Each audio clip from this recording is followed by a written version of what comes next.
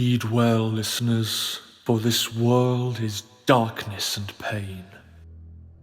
From the ice-capped mountains of Jotunheim to the untamed steppes in all their wild splendor. From shrouded Ophir, where dark creatures perform darker rites, to civilized lands like Argos and Zamar, where humans seek diversions, while their petty rulers wage endless war upon one another. The Stygian blackness of night encroaches from all sides, but some there are who stand against it. For revenge, for power, for bloodlust, or for principle. They bring their steel against this world. Throk of the wild barbarians, Arven of the Shadar Kai, Daro the Faceless One,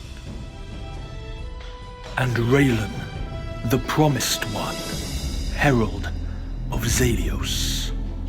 Against all they survey, these four will prevail.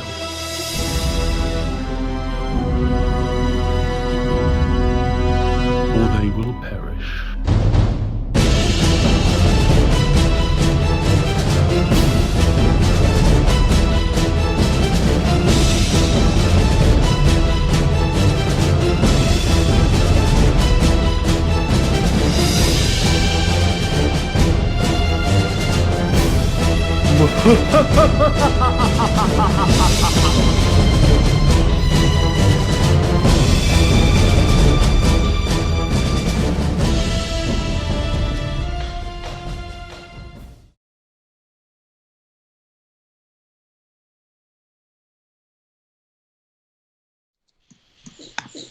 Welcome to Shadows of Archonia, our 5th edition Dungeons & Dragons live stream. I am your Dungeon Master, Steve Boshear, as you can tell by our fancy new name tags. We tried some other name tags, we don't like them, and what do you guys think of this one? I dig it. All right. Yeah, looks good. Okay, you go ahead now. Sorry, I saw the hand up. I'm a huge fan of my face next to my face. It looks very much like me. Go through your names, guys. Introduction time. I'm Joshua, and I'll be playing Raw. Yeah. I'm Raylan, be playing Alan. And? Excellent. And Zalios. And Zalios. I was hoping you would lean from one side to the other as you introduced them. Oh, yeah. There's Zalios, yeah.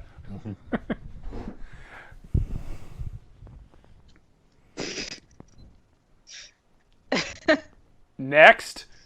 Lovely. I'm Carolynn playing Oven. Woo, Oven. I'm gonna go ahead and block the Oven face and then the Oven name. Matt, and I'm playing Daro. You guys are naturals. All right, so Yeah, that was 40. perfect, right? Never sell out. 47 episodes in. You guys are nailing it. All right, so here we are, back in Archonia. When last we left our force of destruction, they were outside the city of Zahir again. The same place that they were in episodes 2 through 6, I think. The whole place has been consumed by darkness and chaos. Your acquaintance, the powerful lich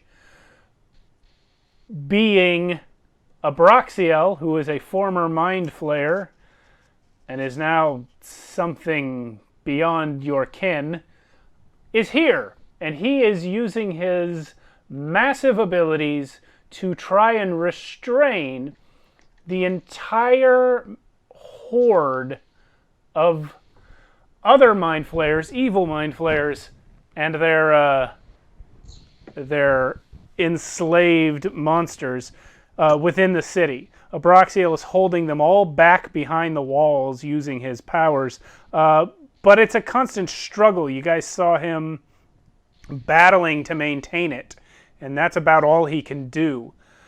He sent you to the west gate to try and get in, which was your idea for some reason, and see if there's anything you can do about it. The west gate, number 2 on the map.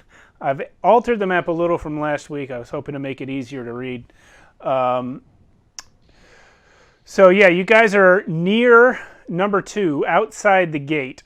And while there, you met 3 men in blue, loose-fitting clothing who were doing battle against a horde of Starspawn Gru with their bare hands. 2 of them did produce weapons partway through the fight, but they demonstrated incredible martial prowess, including the ability to generate what appeared to be shock waves and sound waves with their hands. One of them was able to whisper something to Throck from hundreds of feet away. Another was able to blast an entire group of Starspawn away using his hands by vibrating them, and a third was able to produce a wall of sound that physically stopped them from approaching. In talking with them afterwards, you learned that they are worshippers of Kord from some far-off place. The first human Kord worshippers you have ever met outside of the Storm Brood, who you know from early in the adventures. The Storm Brood was a secret cult of Kord hidden within the cult of Arathis in this city. So these guys, coming from wherever they came from, were here to visit the Storm Brood. And they were shocked that Throck is a Kord worshipper. It never occurred to them that someone not human or giant could worship Kord. And they seem to have some ideological differences with Throck in the way that he worships Kord.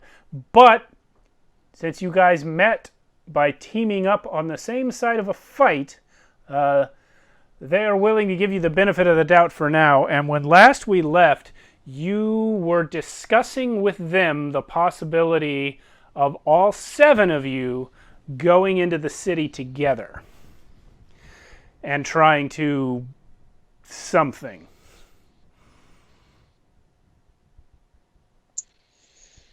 Yeah.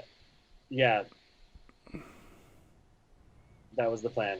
Yeah. I forgot to do the credits. We're not going to do it now. I'll do the credits after the break. Someone remind me. Okay. Yeah, we're just excited to get back into it. Yeah. Yeah. So now that to die tonight. now that I've kind of caught up to everybody, I recall I was far away and I ran up. I'm going to ask these guys who they are. Where did you guys come from? What are you doing here? So these 3 guys, as I mentioned, they're all blonde, very fair-skinned. They're all wearing sort of blue outfits. One of them is shirtless. The shirtless one appears to be a little older than the others, maybe mid-50s-ish. He's bearded, beard, mustache, both blonde, no hair on top. He was fighting barehanded the entire battle. There's one who's a little younger than him, maybe middle-aged, like 40-ish. He's completely bald and wielding a staff. And the third one is younger, like early 20s. He has long hair and a ponytail and was wielding a short sword during the fight. So the older one says, "I am Bjorn." He points to the bald guy and says, "This is Joran." And the young guy, he says, "This is Andor. We have come from far off Sabrakur in the north.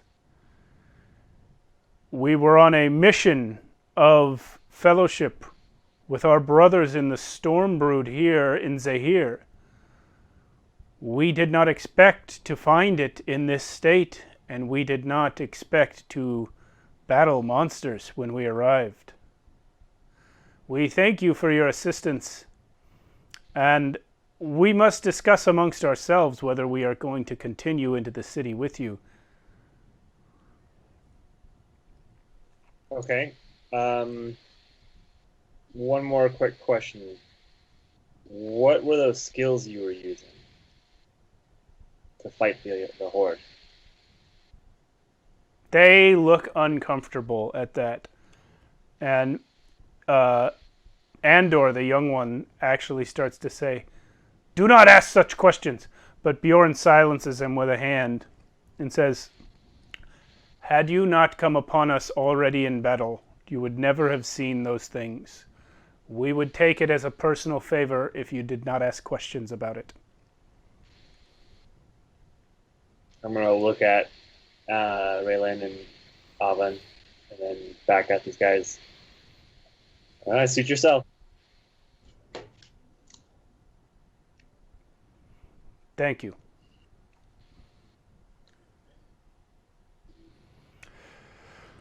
So the three of them step away from you four and just out of earshot, and they start having a conversation, which you can only assume is about what they're going to do next. So what are you guys going to do? Well, we did decide that we were going to be going to that part where the barrier was weak, right? So we can get in. That's what you discussed last time, and you are very close to it now. You're on the road that leads right to it. So Raylan just says, be nice if we could take these guys with us. We could use all the help we can get. That's for sure. If what we just fought is even like a fraction of what is in there, we're gonna need a lot of help.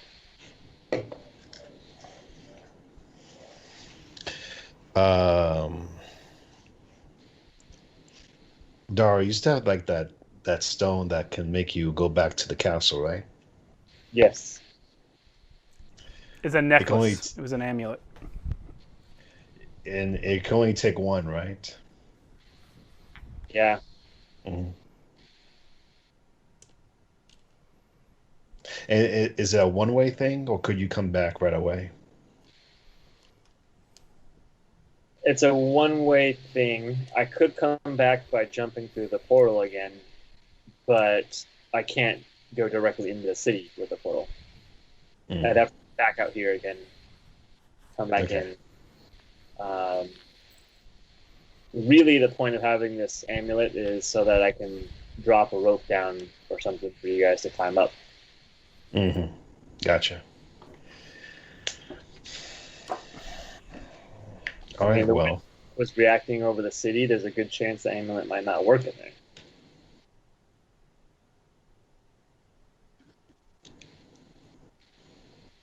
And, well, never mind. I'll let you guys deal with your own problems.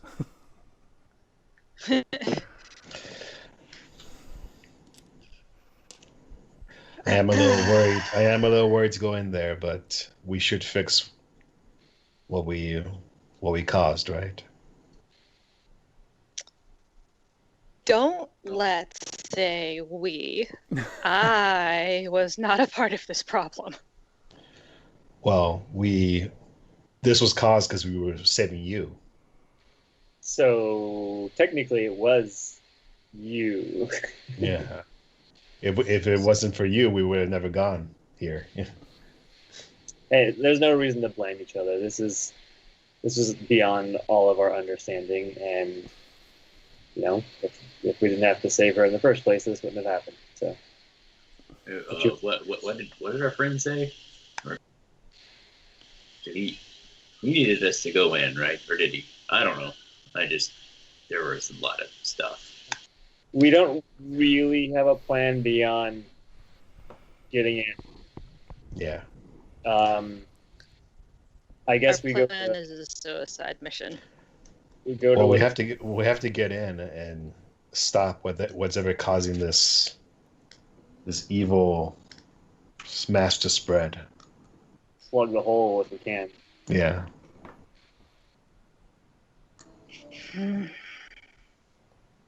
Any ideas on getting in? Well, we know the barrier is going to be weak over there, so we'll just see how that works out first. Weak doesn't But mean but beyond that, I don't know. We'll have to see. okay.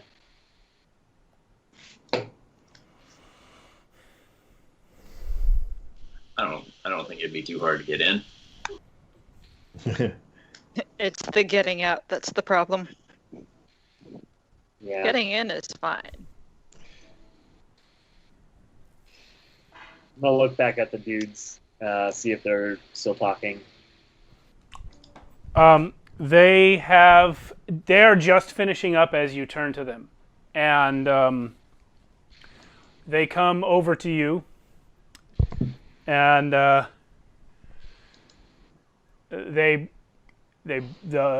oldest one, Bjorn, bows slightly and then stands up and says, "We have discussed it and agreed that either Cord led us here in order to help redeem this city, or he led us here to die trying."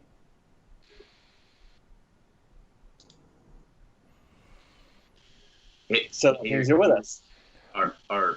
Are you the girl that's the friend of the guy? The youngest guy, Andor, he says, we, in response to Darrow, he says, "We will walk with you. We do not yet know if you are with us or against us." Okay. Well, we're certainly not with those things. Two wolves may fight each other, but either will eat the rabbit. Don't bring wolves into this. It's more of a enemy of your enemy is your friend situation, and this is clearly everyone's enemy that we're facing. At the time, that is how it seems, and so we will go with you. Very well. All right. Anybody need resting before we decide to charge headlong into almost certain death? mean- Yes, but much more rest than we have time for. Yeah, like I don't think I want to rest in this area. I don't know. There's a lot of stuff going down right now. Yeah, And I have no bodies. fair. I'm only missing a couple things, mostly healing points. Oh, spell slots. Yeah. Ugh. Yeah. All right. Whatever. Yeah. I don't think I'm missing anything. I think you're good, Throck. Yeah. Let's rock. You haven't come across a door yet you can't open, right? Yeah, that's right.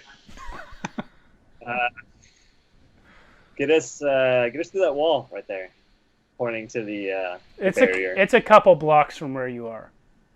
Oh, Oh, I think you're 'Cause just it- like right outside. No, like if you look at hold on. If you look at the map there, you can see there is some city outside the wall. You guys came Yeah. up to the fight happening like a couple blocks from the wall, so you still have a little distance to travel before you can just point at it. Okay. well, let's go. So what I just heard was I have a running start. Yeah. Sorry. Yeah. Are you gonna just run ahead, Thruck? No, because Darrow wouldn't have pointed at the gate if it wasn't there to be pointed at. So yeah, we're not gonna do that. Okay.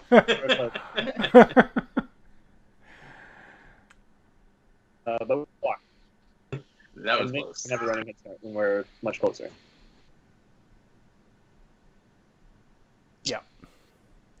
Okay, so you guys start traveling east along the road there towards the gate. The 3 new friends from the north come with you. As you start to approach the gate, you've gone about a block and a half when you come upon what appears to be like a small market square just outside the town. So where are you guys? Over here. So we're gonna have, I imagine, you guys are coming from this way, so I imagine Throck is coming up there. Oh yeah.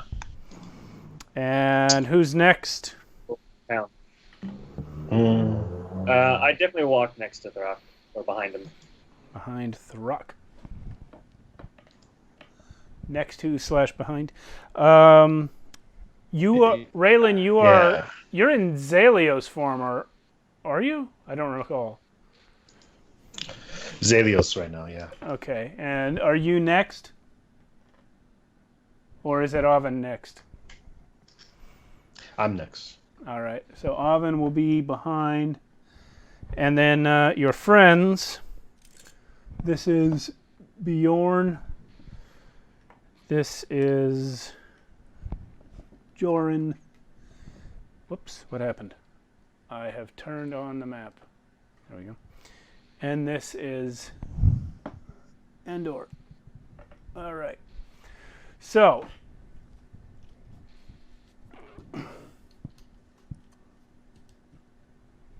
here's you and your peoples.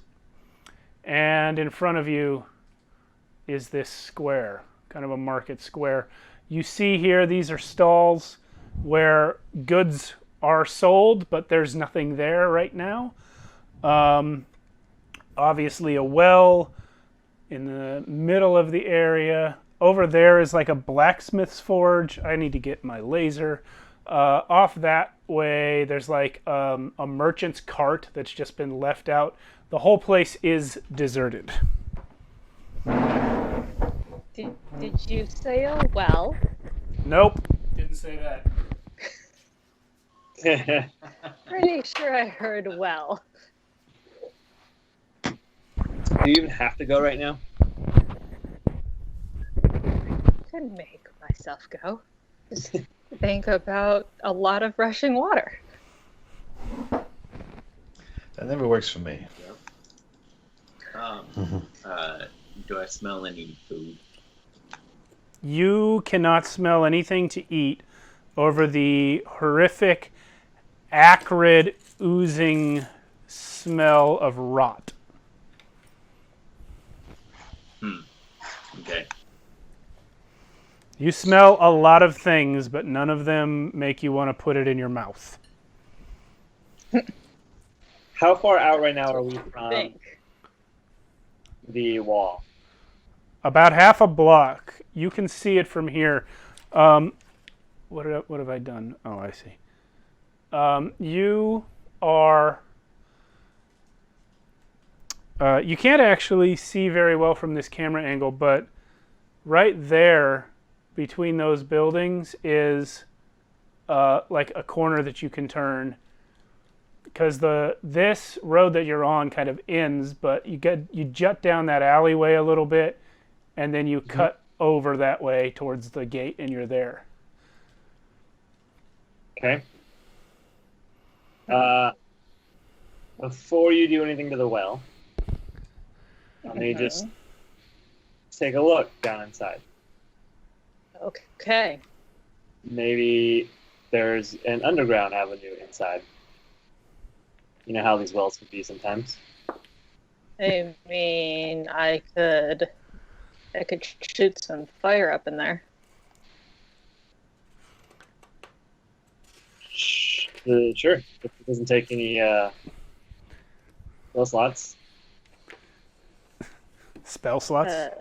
It won't.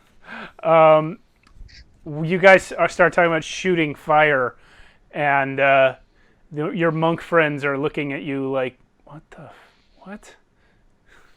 Hey, they're just as strange.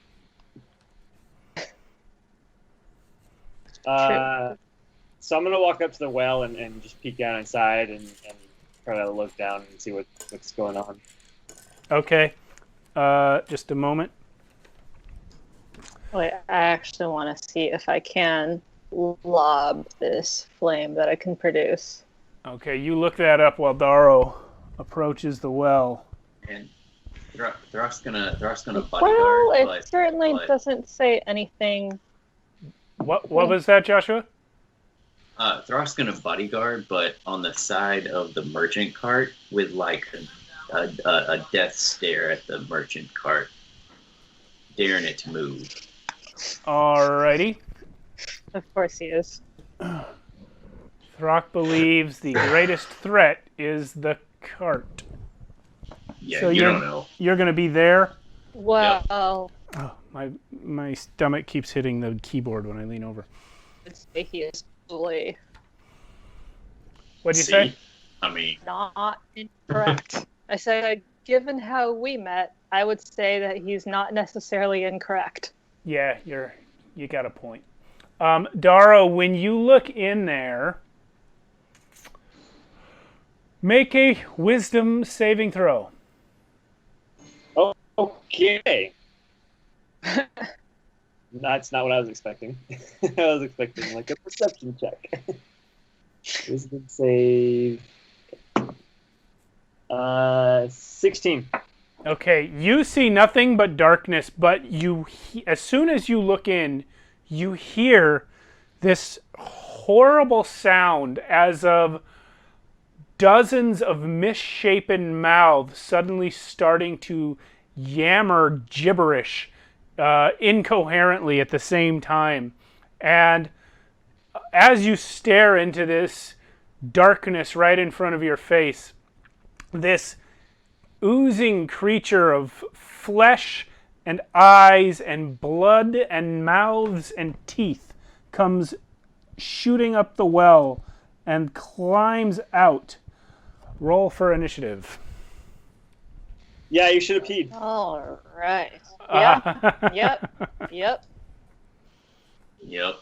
That's what I say. this- Type 4. Wow, that might be my worst initiative ever. this is what we get for going against type here. Yeah. See? Always pee in the well. I'm not gonna doubt it anymore. Ask questions later. You're welcome. Yes. Pee first, ask T-shirt later. Well, Yes. I got a 15. Okay, 15. Thruck, what'd you get? 17. Okay. Zalios, what'd you get? I got a nat 1, so 2. Oven? 13. Okay, let me just check a couple things here.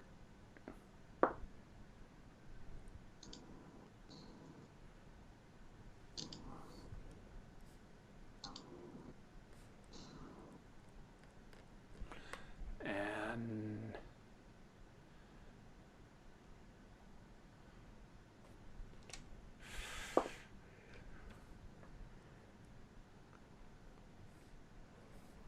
okay.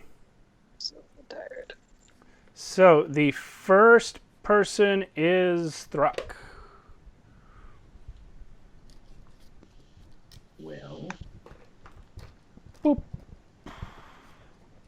Come on. Yeah, look, the Rocky's already flanked for you. what? Oh, there's nothing over there at the. Oh, that thing. Oh, that thing. Mm-hmm. Yeah. Okay. Thruck's gonna go around. Dar. Yeah. Sure. Thruck, wisdom save. Okay. And then he's gonna make a wisdom save. Which is a 1. Okay. Total 1. You cannot take reactions until the start of your next turn. Actually, you should have done this as soon as the thing got out of the well. So I'm going to put you back over here because you're close enough right there to have done this. Yeah. You You can't take reaction until the start of your next turn. And right now, roll a d8. 7. You will make a melee attack against a randomly determined creature within your reach, or do nothing if you can't make such an attack. There is only one creature within your reach right now. Oh, well, I guess gonna make a melee attack. Oh, come on. What'd you get? I got a nat 20. So, Oh, God.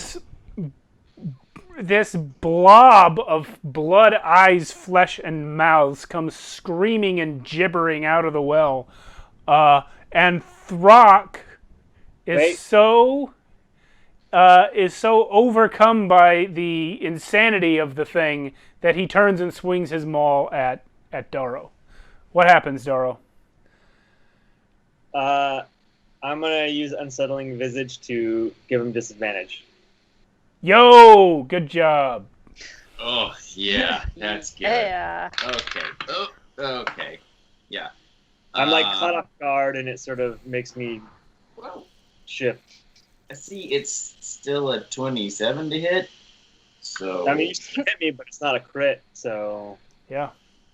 Yeah. I'll take it. Yeah, it's not a crit, so that's good. Oh boy. See.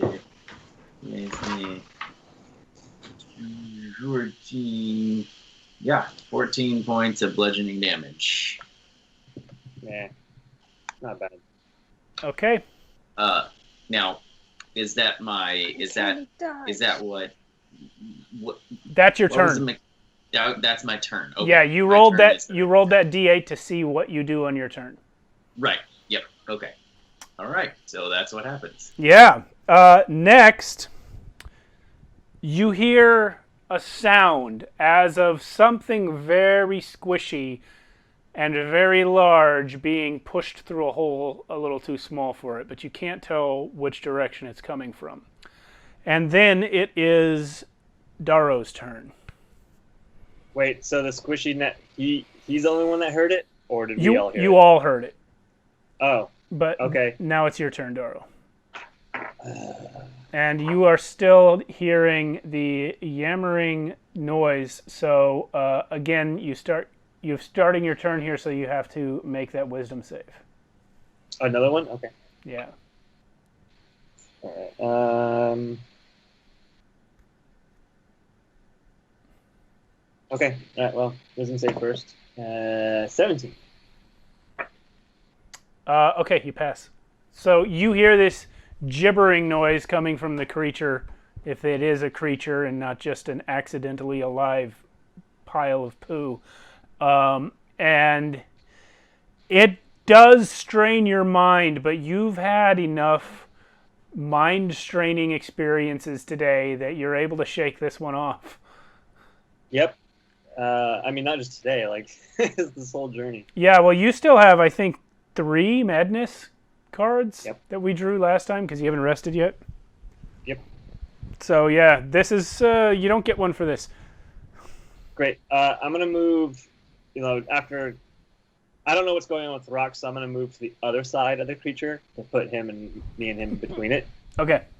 Because I'm not going to kill Throck again. Again. I don't have any flank advantage, so it's just a simple, straightforward. Oh. Yeah, I don't get my. Am I not right there? You're right here. Yeah. All right. No, So I'm over there. Yeah. just a straight attack on him.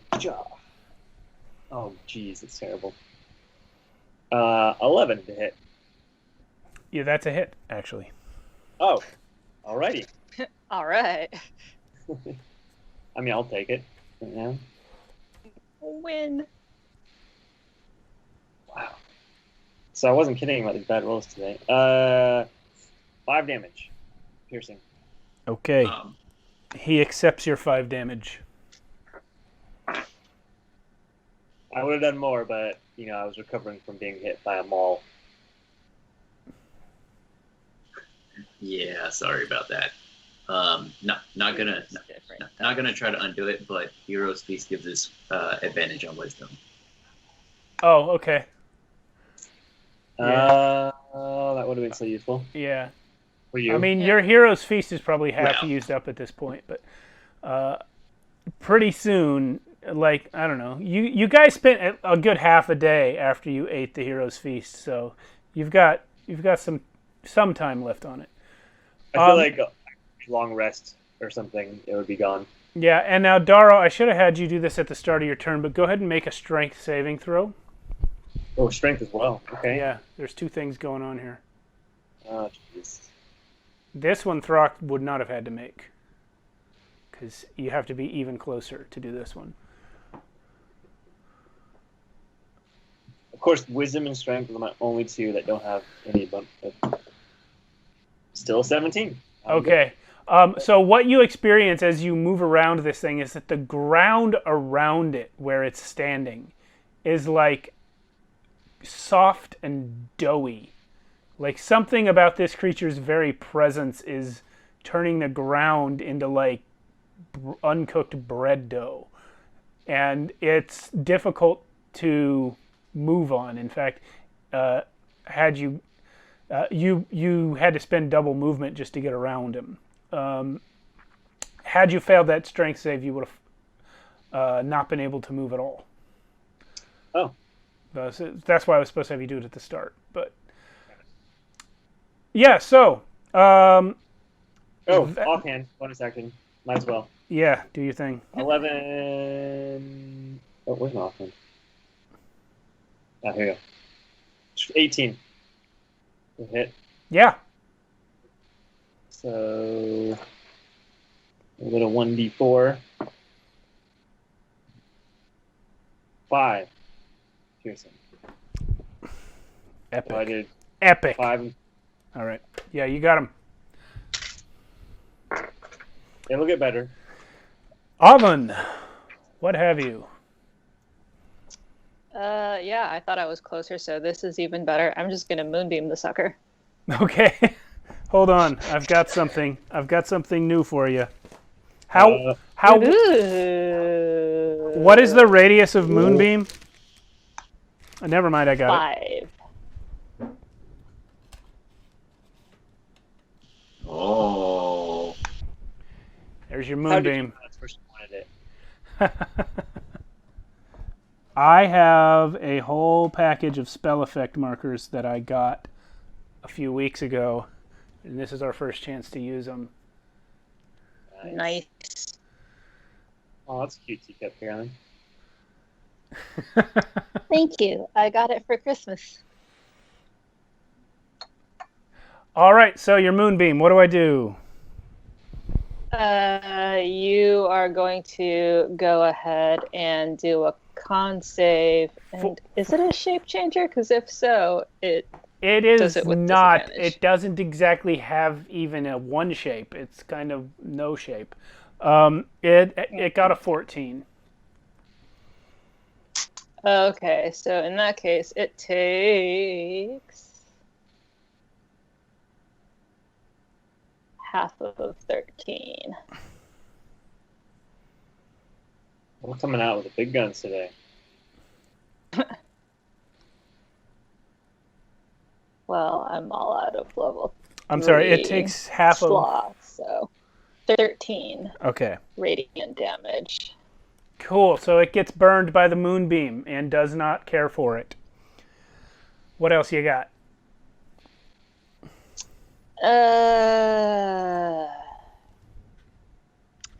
I think that'll do it for me Awesome. Okay. for this round. All right. So as you guys are doing that, your new bros are running forward to try and do something about it. They are clearly a little unnerved by the moonbeam, but far more unnerved by the gibbering mouther. So they're going to do some attacks.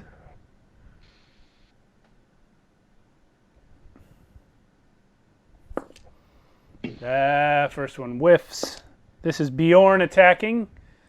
He's going to do some damage with his... He actually runs up. He tries to punch at it, but he fails because the thing is just so weird that it messes him up. And he is going to do... he is going to kick it next, and he's going to do 6 damage. And then for his final attack, he's going to spin around for a back kick and do another 6 damage. So he manages to land 2 kicks into this thing. Does not appear to enjoy the experience at all. Now, Jorgen is going to make his wisdom save and pass it. And his strength save and fail it. But he's already in striking distance. So... oh no, he doesn't have to make his strength save because he didn't actually start his turn here. But he's going to start attacking. 2, 3. 2 of those 3 will hit. They are staff blows, so they're going to do 8 bludgeoning damage because he's using 2 hands. Oh no, only one of them's a staff. So he's going to do 30. He's going to do 8, and then he's going to do 6. So... there's that, and then lastly, Andor will come in with his sword, miss, and then his flurry of blows actually both also miss. So, the monks have done their thing, and the Mouther looks unhappy with everyone. You see him actually, one of his mouths kind of twists around, like this whole mass of this creature kind of twists around. And one of his mouths opens up real big and then closes and puckers for a second. And you hear this horrible, like, sucking sound. And then it spits this glob of chemicals right next to itself, right there. Is this its turn? Yeah, I know. He's going to have to make the con save again. Okay. Even while he's doing that, he passes it again. So he takes 8 damage. Cool. So he spits this glob of chemicals at the ground, and it explodes in this blinding flash. So...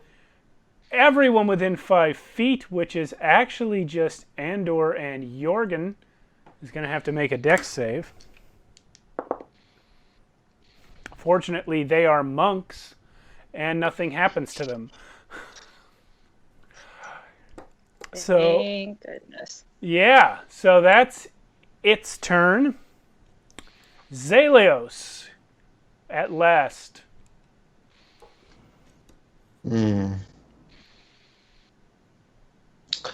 Let's see. I think I'm just gonna do a chaos ball for now. Okay.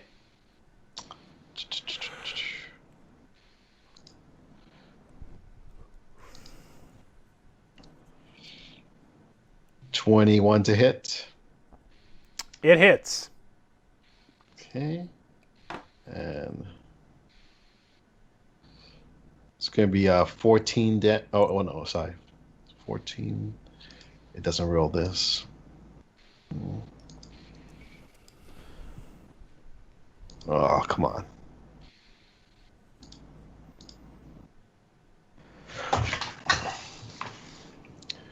So, sorry, I gotta add this up separately.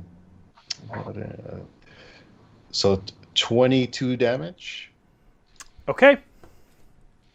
And it's gonna be...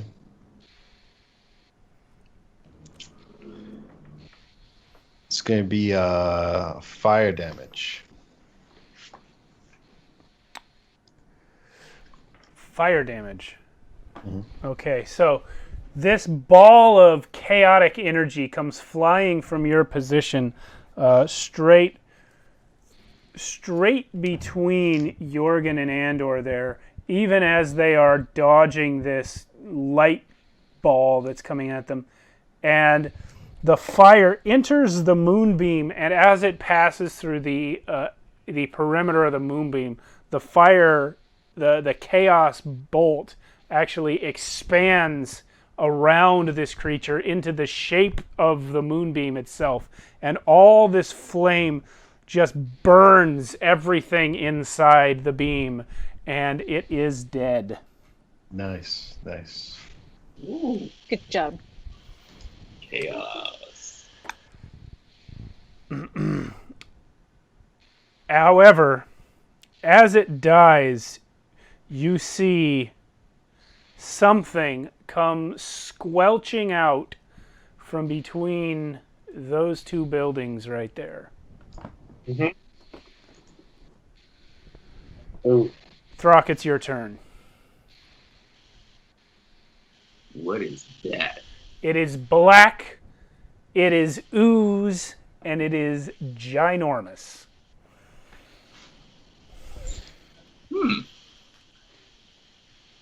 All right then. Let's see. How far away is it? From you, about 50. About how much? About 50 feet.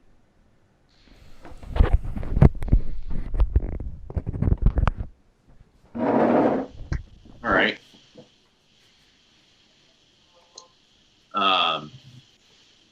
No reason not to. Yeah. Yeah, gonna run towards it.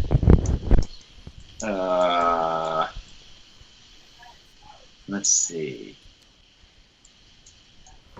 Well, that's a bummer. Oh well, that's all right. Yeah, gonna run towards it. Gonna use the menacing to get all the way up there. Because I can't make it on my own. But oh, wait a minute. Is that yeah, but for flair and to use the rest of my movement, I'm gonna actually go up onto the one of the blacksmith's table and jump off at it while swinging. Yeah, all right. Yeah, that's gonna happen. Cool. We'll do it recklessly because I don't know any different. Yeah, why wouldn't you? 22 for the first. Yeah, I think that's a hit. Let me double check. That's- Oh yeah, definitely a hit. Okie dokie. 18 points of bludgeoning damage on that one. And then, whoa, second strike is 25 to hit. So Yep, that hit. is, yeah, 17 points of bludgeoning damage to Okay, that guy right there. I accept. And what is it? And what does it really look like? Like, what's the? Yeah. At the moment, as you see it, it just looks like a big blob with some tendrils. It is arguably sort of human-y. Let me get the light back on it. It's shiny and it's black, and it's when your hammer hits it, it's like hitting an ooze. It's gross. Okay. Whatever it's made of, there's a lot of it.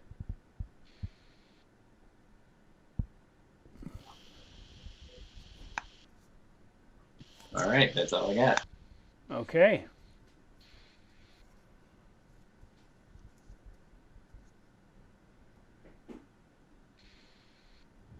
Okay.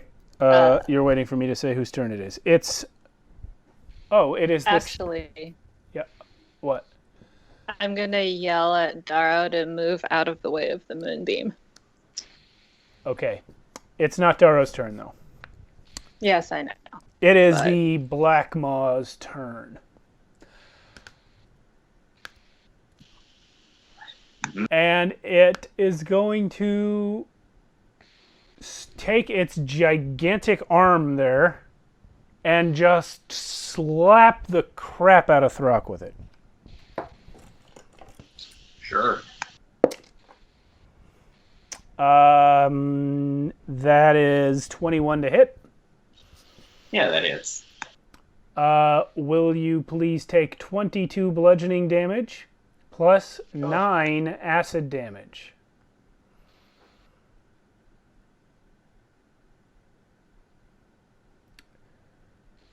Your half plate takes acid damage, and your AC that you gain from it takes a -1 penalty. Okay. That's awesome. Yeah. Okay. Wow. That's all it's got. That was enough. Yeah. It has one attack. It did so. Oh, it actually can occupy another creature's space. It can only move 10 feet. Throck, you're now kind of inside it. But you're not being eaten or anything. You're just inside it. Daro, your turn. Is it an action to switch weapons? Or a bonus action? I don't recall. Do you have dual wielder feet? No, I don't. I mean, you can draw or stow a weapon as a free action. But to stow a weapon and draw another one, I think it's a bonus action. But I feel like that's right. yeah, I'm not gonna worry about it. Whatever. Yeah, you can change your weapon. I don't care. All right.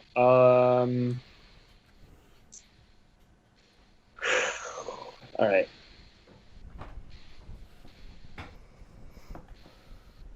Yeah, I'm gonna move towards the cart. The merchant Full speed? cart. Full speed. Meanwhile, I'm switching weapons and firing an arrow. Splat. What's the attack roll? It will be a lot. 26. Yeah. That's it. All right, and then it would be flank sneak attack. That's not bad. I don't know. 23 piercing. Okay. That was Nice. neat. That was a heck of an arrow shot. The thing you see this thing and you see it just sort of ooze right through Throck after smacking the taste out of his mouth. And so you start running, you skid to a halt as you pull out your arrow and just blast the thing right through what is more or less its head.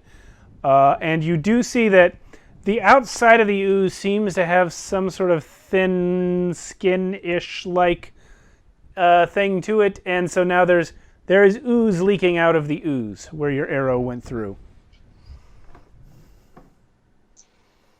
Wonderful. That is my turn. All right. Okay. Oven. What do you got? You're I'm still going to go way ahead. over there. That is totally fine. That moonbeam is moving. Yeah, I bet.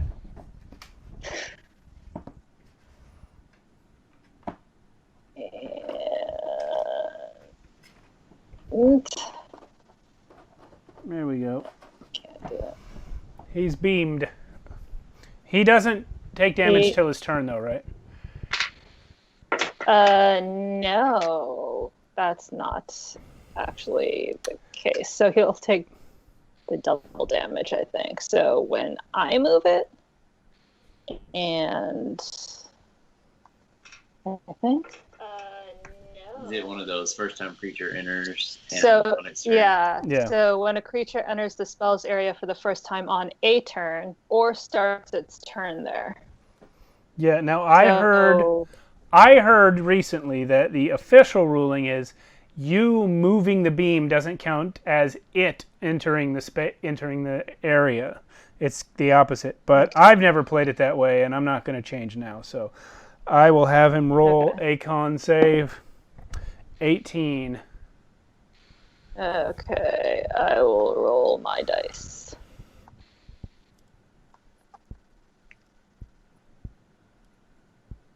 $17, so half of that. Okay.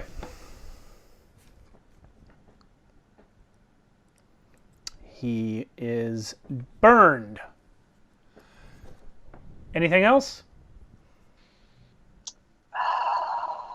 If only I weren't concentrating on it. If only.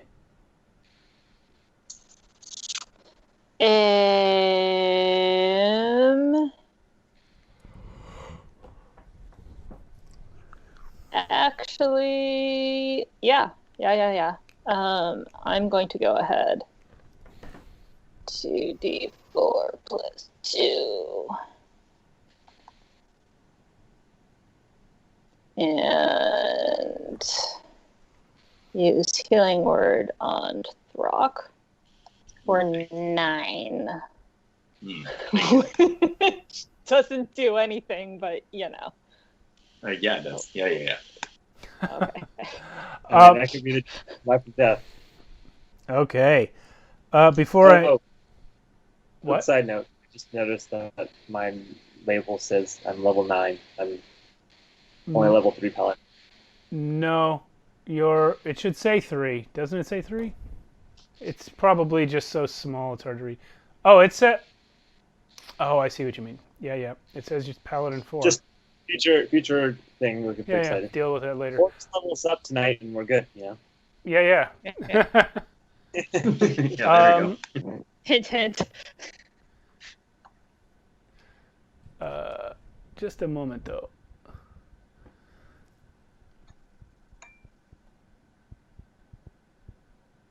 Yeah, I'm 5'3". Yeah, so you are. That's what I was checking, because I checked your character sheet while I was writing these somehow. It's probably just a typo. All right.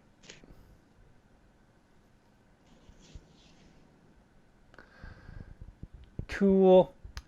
It's now... that was Oven. So now it's the monks. And they are going to have a crisis of everything. And then decide to fight a slime.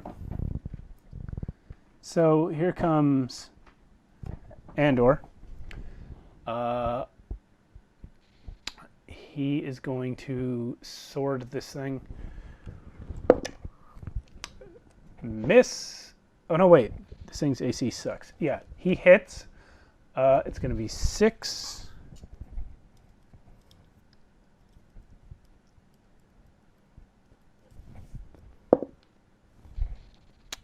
He's going to hit again for another 6. And yeah, you pretty much can't miss this thing. Okay. The only way to miss is to get a crit fail. For these guys. So, then, Jorgen. 3 hits. And Bjorn. Do like that.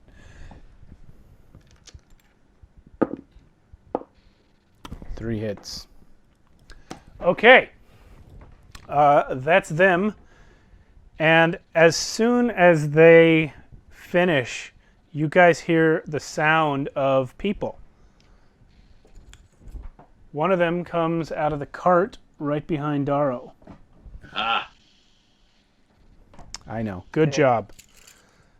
Another comes from this doorway, which I know you can barely see on camera, but there's a door there. Oh, it's see fine. And another comes from this doorway. And one more actually comes out from near where Throck is inside the creature. And they all have big bloodshot eyes and don't blink. And so this one's going to run at Zelios. 16 to hit. Yeah, go ahead and take 2 bludgeoning. He is literally hitting you with a frying pan. Those can hurt. Yeah. Yeah. This one's going for Andor. And does not hit the monk. This one's coming for Throck.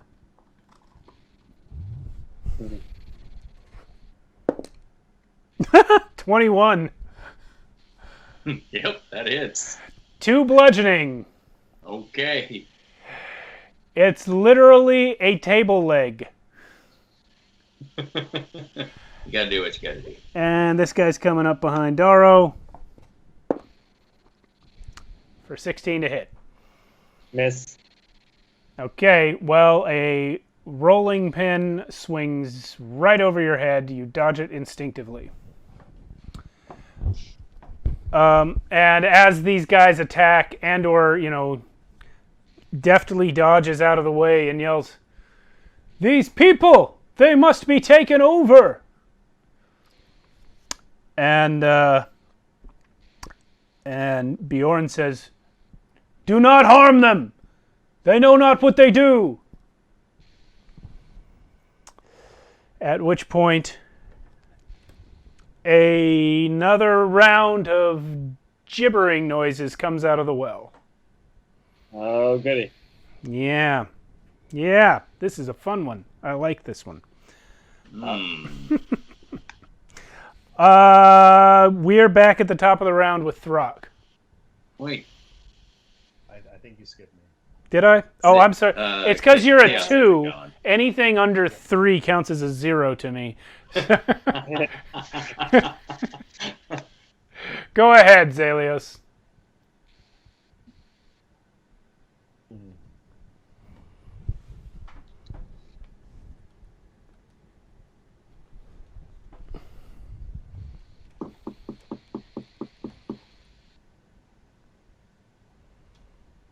Oh, this thing. Let's see. We got that thing coming out of the well. And yeah, right there.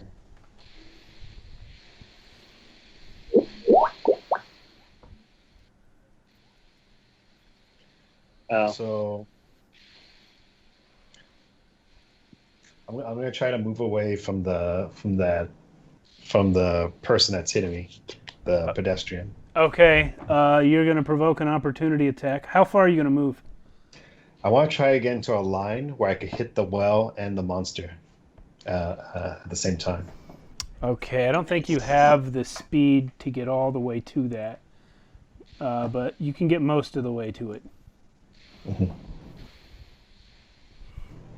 Like in order to get the 2 of them in line, you have to be like right there. All right, well, I guess I'll just get there for now. Okay. And- Hold on, this guy's going to make his opportunity attack. 18 to hit.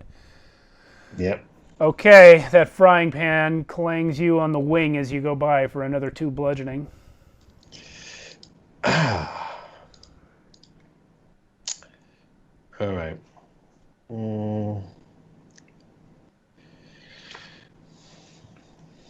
So I don't think it counts, but is that thing a beast? No. Beasts, Okay. The only things that are beasts are like actual animals, like the kind that you could meet in real life. Like dogs and tigers. What if it was like a saber-toothed tiger, or Yeah, that would be a beast. or A dinosaur is also a beast. or a beast mixed with a with something else? No, then like a it's fusion. it's always like a centaur or a minotaur. No, they're always monstrosities or aberrations or something, Okay. or fae. So who's in my line of sight right now? You, as far as enemies, just the Yeah. well, it depends on which way you're looking. Laser time. Right there is this guy who just tried to hit Darrow and failed. Right there is the guy that just tried to hit Andor and failed. You are in line to lightning bolt both the giant ooze creature and this other human that you can't see from the camera, but he's right behind him. However, if you do that, your lightning bolt will also hit Jorgen, your monk friend. And you could see this guy that just attacked you as well. So that's who you can see from where you are. All right, I'm gonna try to yell at Oregon, whatever, Jorgen, yeah. and say, "Get down!" I'm gonna use lightning bolt. Okay. I'm going to give him advantage on his dex save because you yelled that. Okay. There's your lightning bolt. It's just missing Throck. Like, Throck's clothes might get singed. So it's gonna be 38 damage. Okay, I'm gonna roll for the monk first. Mhm. He doesn't need the advantage, but he got 23 on his dex save, and he has the evasion feature, so he takes no damage Good. because of your yell. And wait, sorry, I forgot. I need to add Zelios's form for extra damage. Okay. So that's gonna be 47 damage. Okay, the Black Maw takes all of it. Nice. His dex is beyond terrible. He actually rolled a 4 on his die, and it comes out to -1 on his dex save. Wow. Nice. Wow. That's how not dexterous this giant blob of slow poison is. So 47, you said. Yeah. Okay, you have done a significant amount of cooking on this creature. Your lightning bolt slams into it, and everyone in the square can actually hear it as huge sections of its body just burn off, and some portions of the ooze actually harden and stop being ooze. They're now just these burned lumps that are in its body, even as the lightning bolt passes through to hit the commoner behind, who does pass the save and dies nonetheless. Right. Sorry, my friend. And when that happens, Bjorn turns and yells at you, "No! You've killed an innocent man!" Zelios is gonna say, I didn't see him. Lies! Yeah. Oh, boy. All right. Man, bet we're glad that we didn't skip Zelios' turn. Right. Throck, you're up. Yeah. So, okay, a couple of things is that when this guy decided that he would just walk on past and kind of ignore me, Throck doesn't take very kindly to that. So reaching up, seeing the lightning just strike right through, Throck reaches up with his maul, catches the lightning, and yells, "Don't ignore me!" Goes into a rage, and just 2 reckless attacks. So you're gonna need to make a 14 dex save. No. for the I'm lightning. gonna roll it just Sure, in sure, case I 'cause- roll a 21. It can Nah, he happen. fails. He fails. Okay. It's just 2 lightning damage. It's not that bad.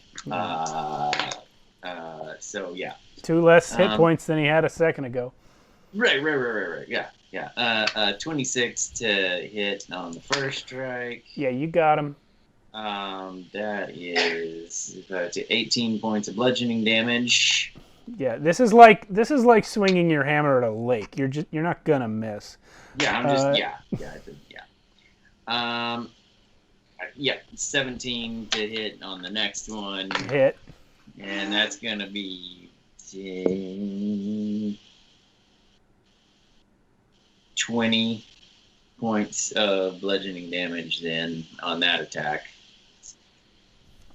Okay. And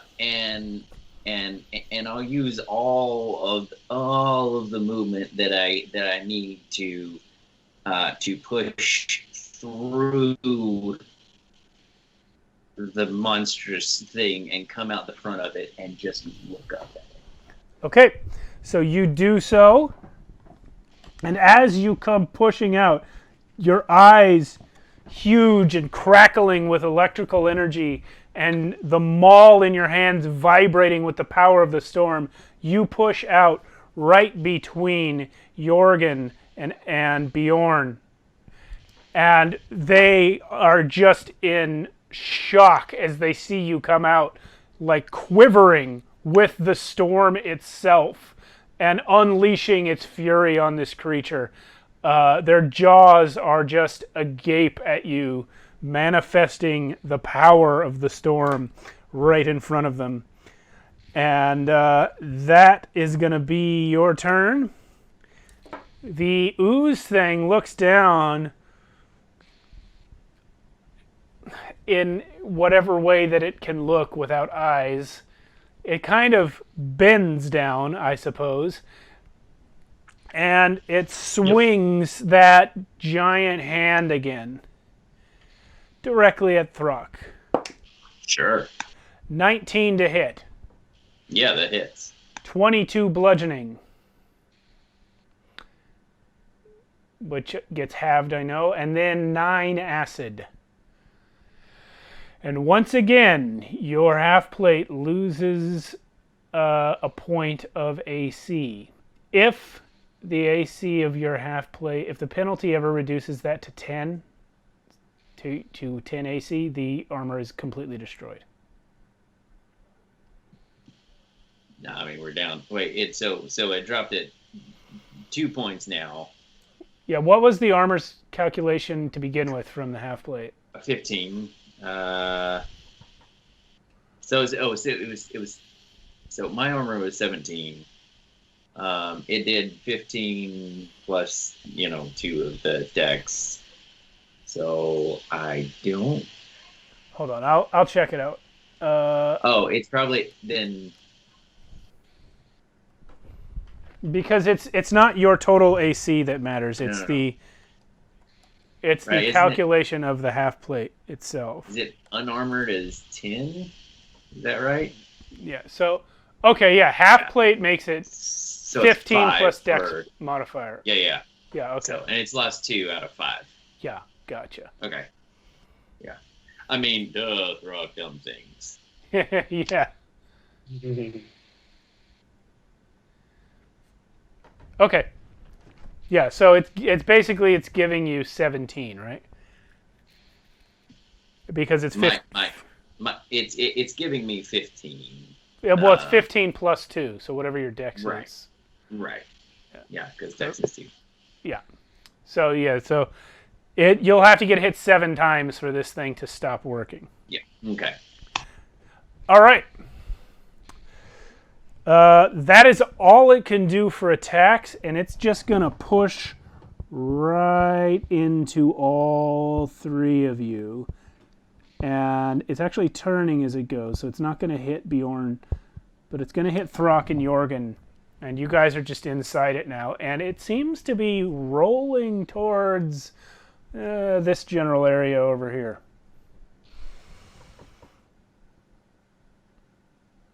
Just that general area. Just that general. It did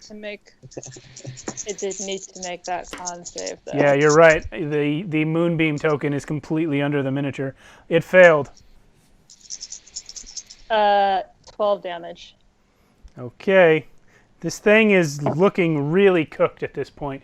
Between the lightning bolt and the storm herald barbarian that's striking it, and now the moonbeam twice, it is looking pretty cooked. All right. The moonbeam doesn't have to move, by the way. This thing is so big that a good portion of it's still in the moonbeam. Cool. Good to know. Yeah, so go ahead, Daro. Awesome. So I duck under that rolling pin, and I'm just going to ignore him for now. Okay. And I'm going to fire an arrow for a non-natural 20 to hit. Okay. And I should add this up already.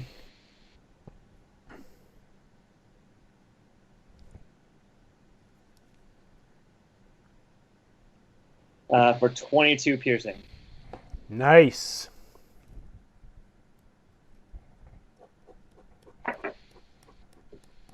Okay. And I'm going to use my bonus action.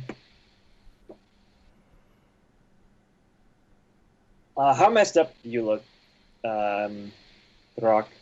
Are you struggling there, or you're looking pretty good?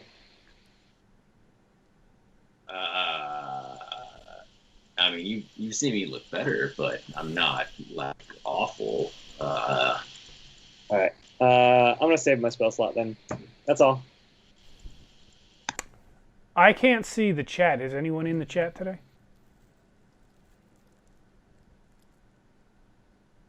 Just wondering.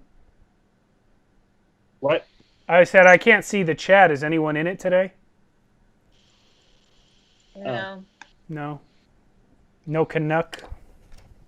No Miss Featherpen. Nope. No anybody. All right, fine. No. Just me and Matt. Woo! Biggest Nobody loves us. biggest fans. Okay. Oh. Suddenly, all of a sudden. It's me? What? Is it me? I don't know what you're saying. You're asking about turns. Yeah, it my is. turn? Yes, I thought we were still talking about the chat. Yeah, it's your turn. Oh, no. In this case, I am going to turn into a giant eagle. Beetle? Eagle. Bird. Gotcha. Burb. A large burb. And, One giant eagle.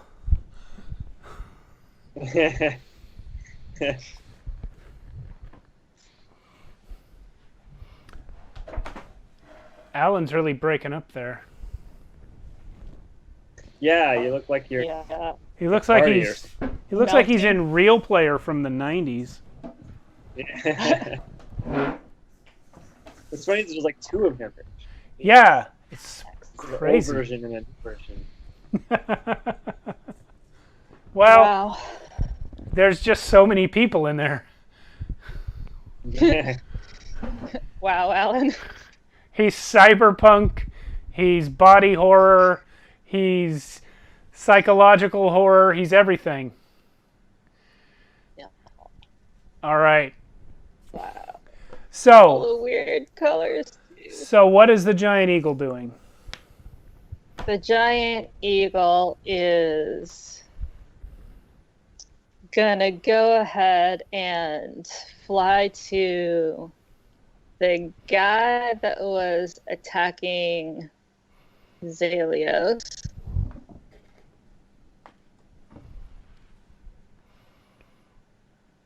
Cool. Grapple it. Okay, hold on. He's going to try and avoid the grapple. He actually got an 18 to avoid the grapple.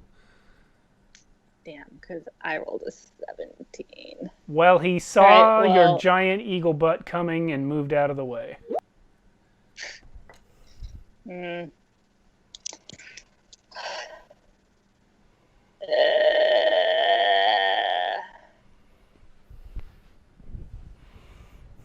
I guess that means that, I don't know, if I fail the grapple, can the talons still hurt him? I don't have an eagle stat block in front of me. You'll have to read it. Well, I mean, I'm just asking if I mean, I fail theoretically, you one action, can it? Oh, you're asking, can you take a second attack? Probably not. I will pull up the stat block. Well, it is a multi-attack. Okay, I have to read it then, because I don't understand. Okay, multi-attack. Eagle makes 2 attacks, one with its beak and one with its talons. So, if you tried to grapple, then you didn't do the multi-attack. Because multi-attack Okay. specifies that it has to be beak and talons as...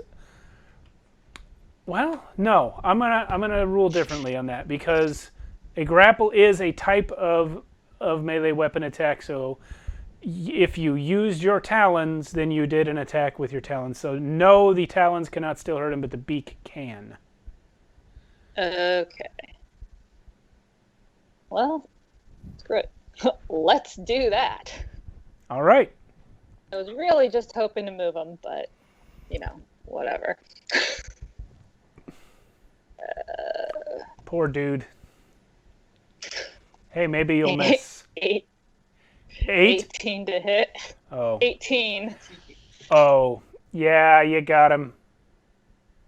Yeah, I'm just gonna give it the stat block of 6. I'm not trying to kill him. Well, you have. Well, I mean, you can opt, because it's a melee attack, you can opt to knock him unconscious with your giant beak. let's do that. Yeah. He is out. You have knocked out Cool. poor whoever that guy is. Well, I mean, he's as The- long as he's out of commission. Yeah, It's fine. the local cook, or at least the cook from this house. Yeah. And then I'm gonna go ahead and perch on one of those roofs. Because I've got 80 feet of flying movement. Wherever. Okay. You're there. So is that a barnacle? Is that what that is? It's an anemone. It's an anemone. I don't have an eagle or anything close to an eagle, so I use the exact opposite. You're an eagle. Yeah. Are we playing the whole on my turn and on his turn? Well, no. No. I'm gonna leave it. That's my action. Okay. Good. We're going to go ahead and take our break right now because it's a good time for it. And when we come back, it will be the monk's turn. Yeah, don't usually break in the middle of combat, but this one is not close. So let's do it now. And we'll come back and finish all the murder. Excellent. Okay, everyone. We enjoy murder and mayhem. Those of you who are watching and not saying anything about it, thanks for watching. And and if you're on YouTube and you can't say anything about it because it's not live, then thank you for watching. We'll be back in 10 minutes. And we'll see you then. It's 9:56 here. We'll come back at 10:06. We're back. Ready to fight. Hello, all the people. We are in the middle of a fight, and here come the monks. I'm going to move this a little closer. They're actually inside the blob thing right now. Boop. That's where the cool kids are at. Yeah, Throck and Jorgen are inside. Andor's off to the side, and I think Bjorn is off to the side over there. So, I know this is hard to see on camera. There's Throck. That's Jorgen. That's Andor. And if I can get it right under the thing's arm I can shine on, Bjorn right there. So, Bjorn's going first. And he is going to, inspired by the incredible cordiness of Throck, he's going to do a backflip away from this thing, land over here, raise both of his hands like this, and they start shaking so fast that they become blurs to you guys. And this focused blast of what can only be described as sonic energy shoots out from his hand and slams into this creature. It's a hit, and this thing is going to take some damage. How much damage? 5d6. Oh, wow! 3 of them came up 6s. Nice. 23. So, Bjorn actually does this backflip, shoots this blast of sonic energy, and it blows right the hell through Captain Ooze here, and he collapses into a gigantic splash of black acid and poison, and goes away. Thank you, Carolyn. You're welcome. Carolyn is just reminding me that we forgot the credits. I didn't say the credits at the beginning. I said remind me to say them after the break. Didn't do it then either.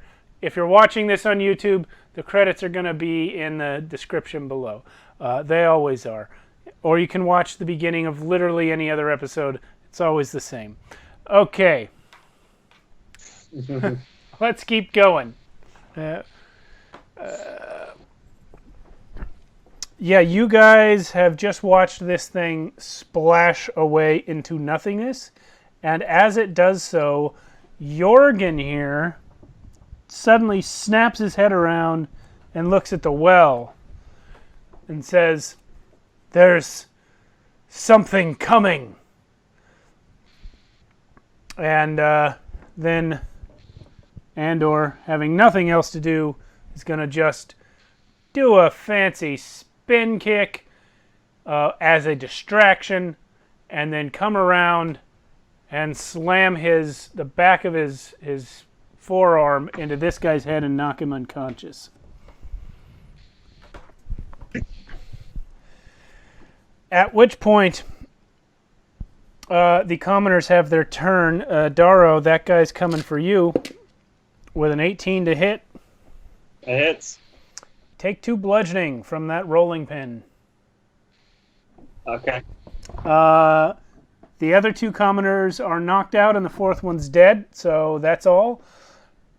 And at that time, another gibbering mouther comes out of here and lands right by Jorgen and proceeds to gibber.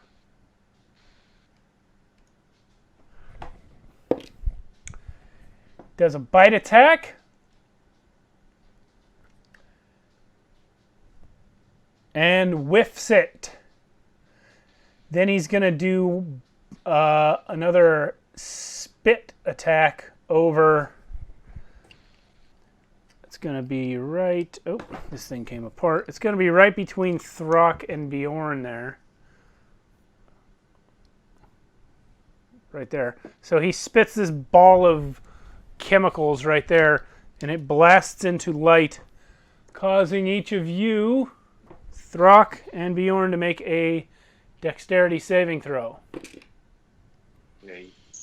No, 18. 18, really? Okay, yep. You've passed. You managed to avert your eyes from it before it becomes unbearable to look at. And this is going to be close. Yeah, somehow Bjorn, even with an 8 on the die, still manages to pass. Because monks.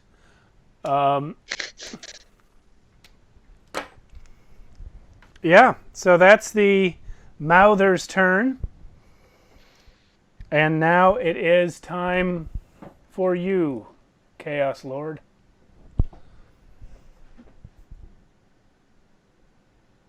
Okay, so there's only the thing that came out of the well, right? Yeah. Oh man, I feel like this well's just gonna keep pumping out these things.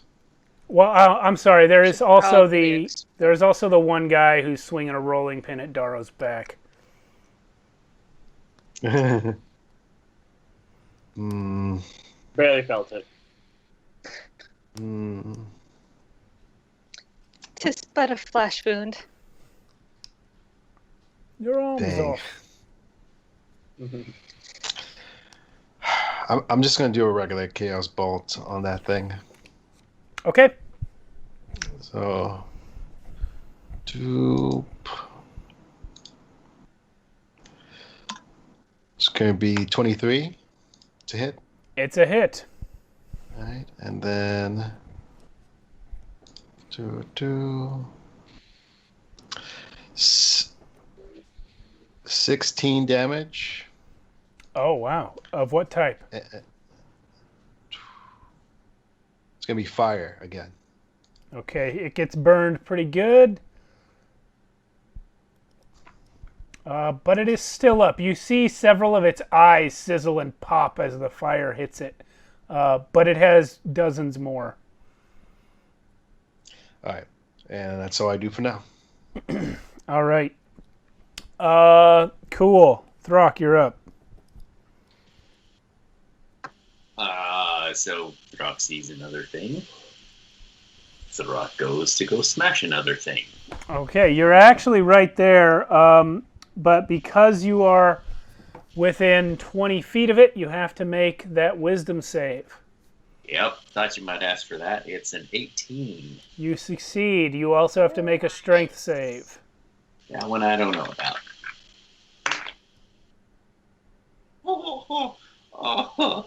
Wow. So I rolled a 1 and a 2. So let's see. Okay. You 12. 12? Okay. No, 11. Wait. Yeah, no. They're both it's a pass either way. Well, all right, whatever. So the doughy ground beneath your feet almost causes you to fall, but you make it to the creature. Wow. Yeah, because I'm the strongest. You literally cannot fail. Yeah, right. Double nat ones. I've seen it before. And so I'll just go reckless on this guy. I'll bet you will. 27 for the first hit. It's a hit. That's gonna be 7, 15, 17 points of bludgeoning damage. Okay. Swinging again. Swing for the fences. That's a nat 20. Oh my goodness. So that'll be a lot. 22 plus. Oh, it was a true nat 20. 34 points of bludgeoning damage. You're kidding me. Nope. That's its exact HP. Nice. Okay, you have smashed it into a pile of dissolving teeth. And then Throck's gonna, because this guy said there's just stuff in the, so Throck's gonna look down into the well. Can he see anything? Nope. It's black. Great. Gonna Two possibilities. Which one? What would Throg do? Right. No. He's gonna use his bonus action to rage and cause lightning to smash right down through the well. Just. I knew that you would, but my question is the lightning coming through the sky and therefore blasting through the roof of the well? Or is it coming from your body and therefore shooting down under the roof? It's probably still in the hammer, so I'm like, Okay. So actually the lightning bolt comes down and the the sound of the thunderclap as the lightning strikes into the stone in the sides of the well is enough that the entire well just collapses. And this roof is now just sitting on a pile of rubble that was once a well. Here's a pile of rubble.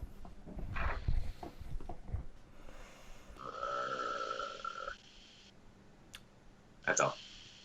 Yeah, there's an anemone on the roof, and there's still a guy swinging a rolling pin at Darrow. I guess Throck would use the rest of his movement to move right over into the commoner's face and just breathe on him.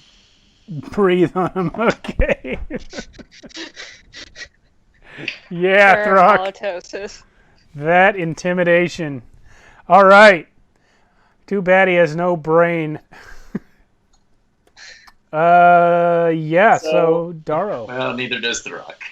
As soon as there's no more hostiles, I just sigh and turn around and just unarmed strike, a non-lethal unarmed strike on this guy. And I got a nat 20. Okay, are you going to kill him or are you going to just knock him out? Knock him out, non-lethal. Okay. So the fight is now over. Throck's going to tear up that cart. To move that moonbeam to the pile of rubble.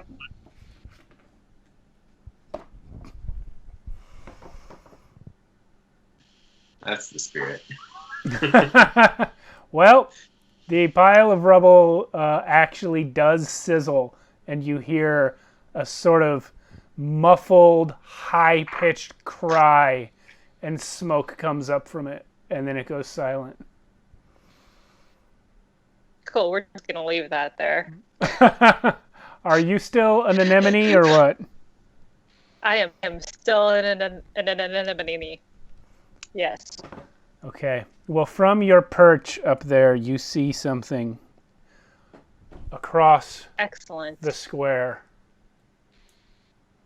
on this building. It has just kind of hovered up into view. I'm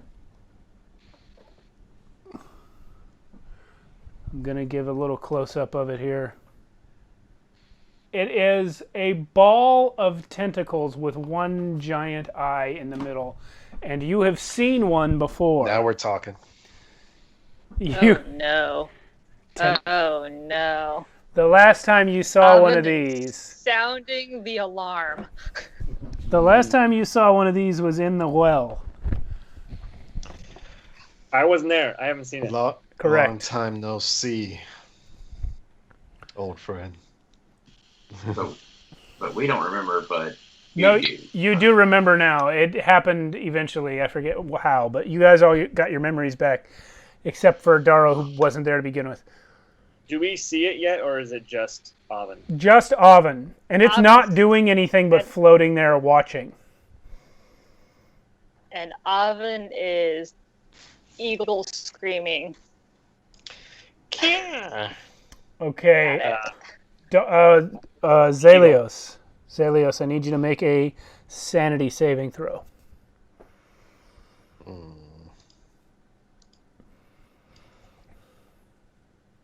Oh.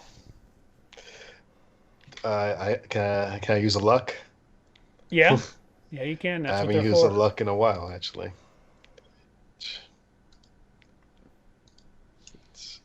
Okay.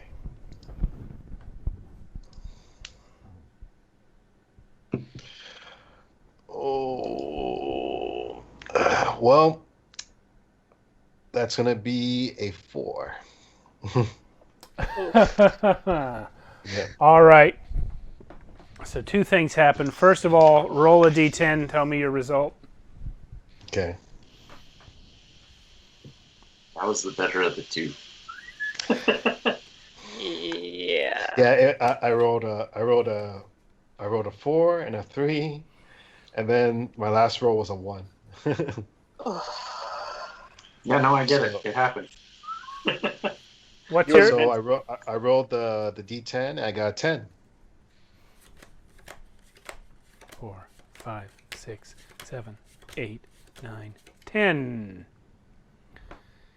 He is up and talking. He should be dead. You killed him yourself yesterday when you found out that he'd betrayed all of you.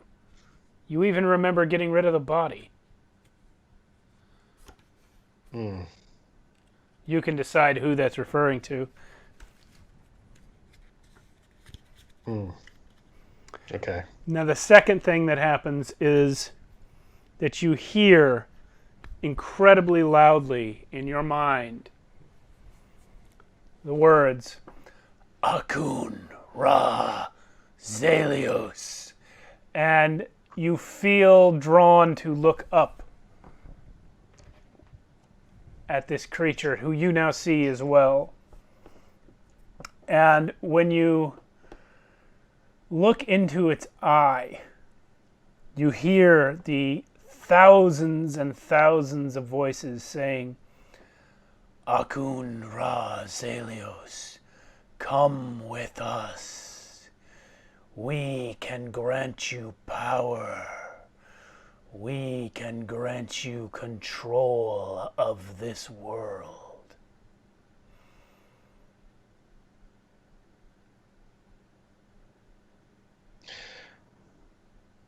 Okay.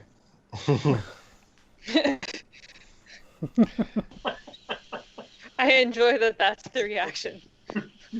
Okay. Okay, you acknowledge that you heard it, or okay, you're going? Well, is it my turn? You were out of initiative. Oh, sorry. I thought we were still in initiative. No. I mean, since Zelios failed the sanity check, I feel like he would be thralled to go. So if no one else hears it or sees me looking at it, I think you'll see Zelios slowly going over towards the eye. Alvin's the only one that knows right now.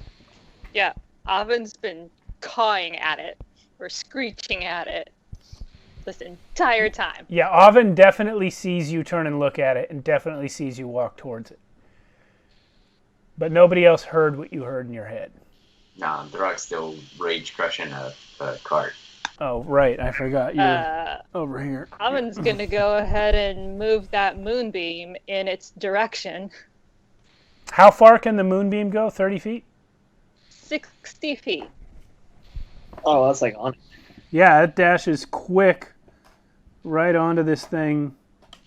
And the mind witness screeches and retreats out of sight, but he goes back behind the building and lowers down where you can't see him anymore. But Zelios, you still hear in your head, join us. Join us. Zelios is like, oh, where did it go? Joshua, Can is I that... assume that everyone heard that screeching? Yeah, oh yeah, they all heard. You all heard it now. It made a horrible sound. I was looking at you though, Alvin, because I don't know what you're looking at. I can't tell Yeah. what you're pointing. And when you did hear the screech was psychic. It doesn't have a mouth. It screeched in your minds. So you all knew exactly where it came from. Oh, that when that thing screeched, yes. Okay. Oh. So, yeah. Um, I'm gonna turn to Zelios and yell his name. I'm gonna yell Raylan. So, what? What? Did you see that? Where are you going? Oh, I don't know. That thing from the well. It was here. What thing? You. Oh no, you weren't there. Never mind. Let's just keep going. And as Zalios kind of like holds his head.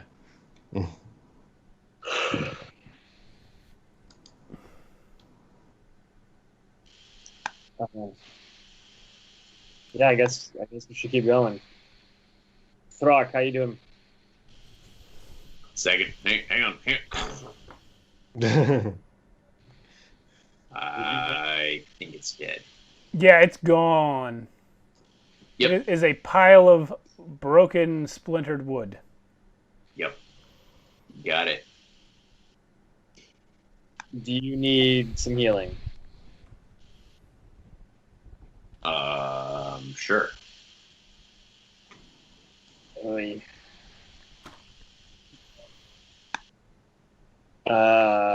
Almond, you have. Oh, you're still a bird.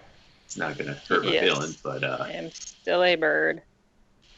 All right. Well, then I'm just gonna cast Cure Wounds on you. I forgot about the auto roll. Take 7 healing. Don't you guys still have the black goop? yeah. Oh yeah, how about that? 7 healing. Yeah, just 7 points of healing. All right. 'Cause I rolled terribly. Thank you.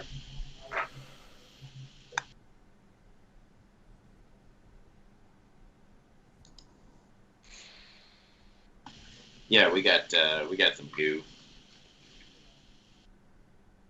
Could use some goo, I guess. Yeah, go ahead and drink some of that goo. I need to use it. Oh, you drink it. I didn't remember how it worked. Was that? No, it was applied, Steve. Or was it dropped? The healing thing. Yeah. Yeah. Hold on a second. I forget. It's it- an automatic 10. It was it's the healing salve stuff, but It works like a healing potion if you max the healing. okay. And you and does there's 2 jars of it, so A single use. You guys should have written it down. I don't know. I think I gave you 2 jars, and each jar had 3 uses, if I remember correctly. each jar has yeah. But the main question though is how you use it. Is it you apply it or you drink it? It is topical. You apply it. Okay. What happens if you drink it? You want to find out? I mean, it's just not. tell me to drink it. It's not a liquid. Oh, okay. It's more like a mush. It'd be like drinking a very thick oatmeal. Okay. Okay. He said drink it, so I probably just accidentally pour it on myself. Okay. So, yeah. I'll get a little bit of that. I'm going to. I don't know what I'm going to do. I'm going to ask our friends if they're okay. They are not hurt. You guys really showed up there. They look at all of you and say, "Your abilities are incredible. We must speak of how you do these things." Yeah, we don't like to talk about it. Yeah. Bjorn smiles at you, and Jorgen scowls at you. And while they are doing so, the guy that Zalios killed, the one human that got hit by the lightning bolt over by that door there, his body starts... Here, let me put his body back, actually. Where is he? Yeah. His body starts to twitch and shake a little bit, and then something rips its way out of his skull. Ooh. Yeah. It is that. Was it those? Didn't we fight something that was like a brain thing? At it. The brain thing back in the village. It that is come out of the indeed brain? a brain with legs on it. Yeah. We are going to keep the same initiative. I'm going to roll for this thing.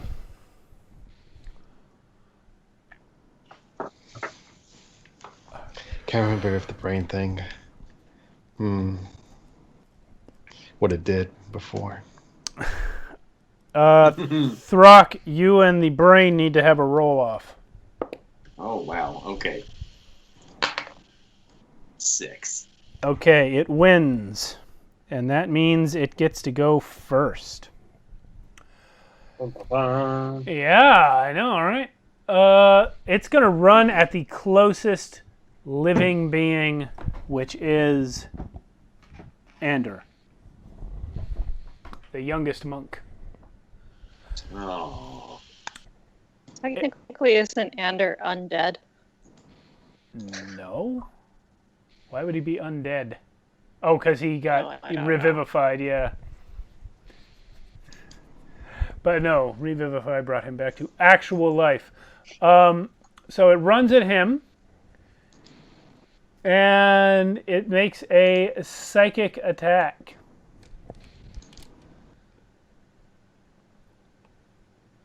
First it's going to do a claw attack. That's a hit.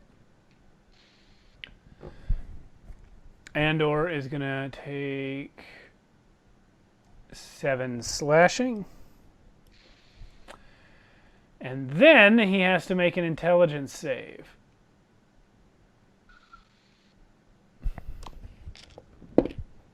Which he fails. Badly. It's going to take 2d10 psychic damage from it. So I feel you, buddy. So you guys see this brain with legs roll up on Andor, claw him in the shin, and then do something that causes Andor's head to snap back violently. Oh no. Yeah, for 11 more damage. Yeah.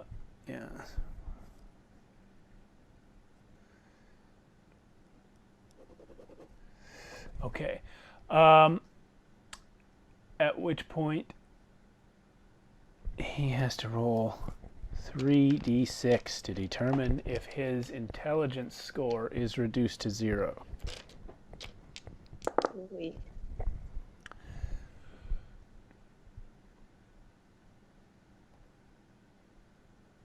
Yeah. Oh no. Oh, boy. Andor's intelligence is reduced to 0 by the psychic attack. And that is this thing's entire turn. Throck, you're up. Oh. So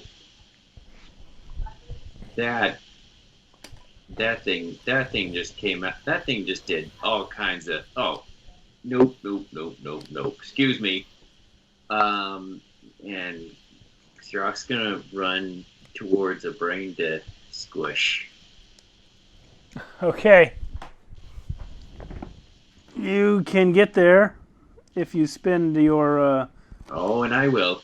aggressive or menacing, whatever it is. Yep. Gonna go ahead and recklessly. That's a 20 to hit for the first. Okay, that's a hit. Okay, and it's 16 points of bludgeoning on the first one. Oh boy! Second attack is 21 to hit, and 16 points of bludgeoning damage on that one. Okay. So your bludgeoning damage is... never mind. You're using that magic hammer. Oh yeah. Okay, so it is 16 and 17, right? I don't know. Yeah, it was. It was. Sure. You smash the thing into gray matter. Okay.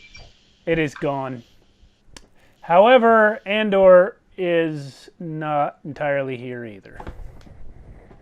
Oh. Oh. Oh. He is just standing there, drooling. He actually pees. But not in the well. Not in the well. That's how you know something is off. Yeah. Yeah. Yeah. Yeah. Okay. Well, you guys have more or less defeated this entire square.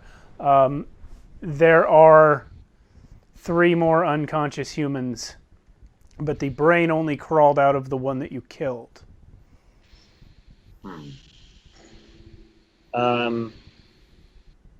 I think we should just lock these unconscious ones in one of the doors or one of the buildings. I'm not fully aware of Andrew's. Yeah, and Bjorn and Jorgen are trying to help Ander, but it's not. Excuse me, it's not going their way. They can't get him to respond at all. So are the rest of you going to help Darrow with these unconscious folks? Yeah. Yes. Yeah. Okay. Yeah. Well, As an eagle. Just up and fly him. Ka! Yeah, just gonna grab him by the leg with my talons and drag it. All right, so you guys are able to get the 3 unconscious humans into a building and seal it shut. Andor remains standing exactly where he was. Jorgen is saying to Bjorn, "We obviously can't continue. We must rest. We must give Andor a chance to recover." Yeah, it's that or take him and leave. So I think we could all use a rest right now. Bjorn says, "There is nowhere safe. Perhaps we could go into one of these buildings and seal ourselves in, but these oozing slime creatures seem to be able to fit through any space. They could come in under the door or up through a grate." We might have a way Is to that gray matter still solid? I mean, it's smashed into gooey, icky gunk, but if you're asking whether you can collect its remains for a ritual, yes, you can. Excellent. I could also collect the body of the... Well, I guess it wouldn't be a challenge rating of 3, would it? What? The body of the dead villager that it burst out of? No, but there are technically other remains in the courtyard. You killed that black maw, which had a challenge rating of 10, and 2 of the gibbering mouthers, which also had challenge ratings of 2. So you can do what you need to do. We're gonna... Yeah, I'm gonna make a Lehman's tiny hut out of the black maw. Okay, you walk into... I assume you turn back into Oven. And Yes. these monks just stare in shock as the eagle lands next to the puddle of ooze, turns back into a woman, and then walks into the midst of this black, acidy pool. And you start taking your staff, your scythe, and just cutting a circle into the ooze itself. And you start doing designs and sigils in the ooze with the tip of your scythe. And after about 10 minutes, all the ooze on the ground suddenly shoots upward. And in the past, your hut has been made of like a sheet of blood. But this creature didn't have blood. So it's just made of the maw of the black ooze. And it's translucent. You can see through it, but it is like a rain of ooze all around the hut, and you are inside it. I pop my hat out and say, "Gentlemen." Also Throck. And Throck. Gentlemen and Yep. Does it smell terrible in there? No, actually, all of the creature's form, all of the ooze, became part of the hut barrier, and no longer emits a smell because it's being contained within the magic. Right. And I'm going to rest. This hut is actually the only place in the courtyard where it doesn't smell right now. All right, let's get some rest. All done, Alvin. So after some hesitation and testing it out themselves first, Bjorn and Jorgen do guide Andor into the hut and lay out a bedroll for him and get him to lie down, at which point he almost immediately falls asleep.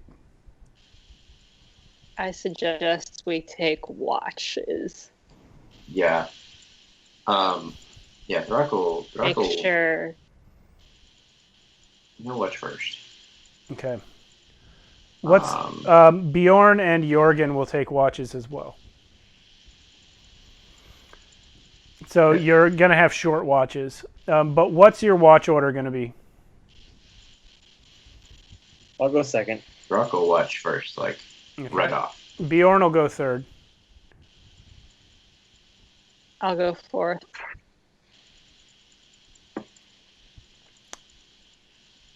And Jorgen will go fifth, and then I guess Zelios will go last. So, Throck, on your watch, you see more gibbering mouthers come out of all the nooks and crannies, come past your hut, examine it physically for a time, and then move on.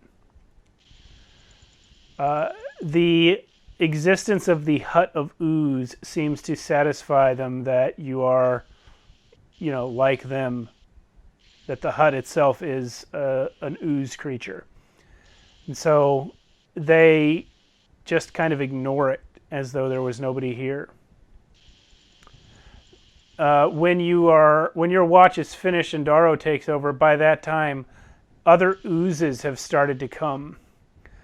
There are black oozes and ochre jellies and gray oozes, just sort of sliding and rolling all around the courtyard. Darrow, by the time your watch ends, and you what?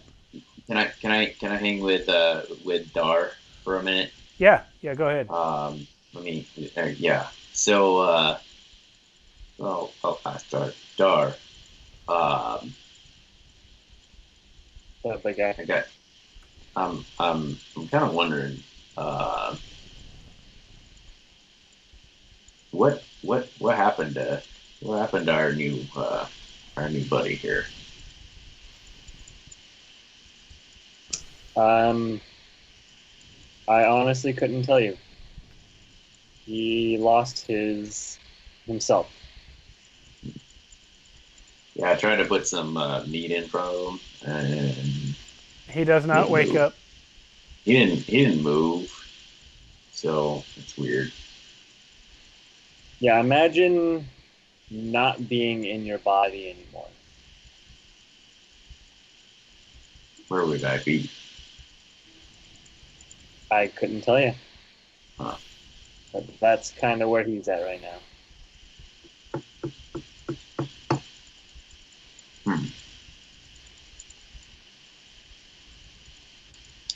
We can only hope he, because I wouldn't know what to do. I've never seen this. The only other thing that I could think of is, sometimes when her just like stuck like that, just punch him in the face and give him some morning, and if he's not back to normal, ask his friends nicely, and we can see if they have any ideas. And if not, then maybe a good little knock on the head might help. Okay. I mean, I want to do whatever will help. So. All right. So Throck, are you going to go to bed then, or are you going to stay up with Daro the whole time?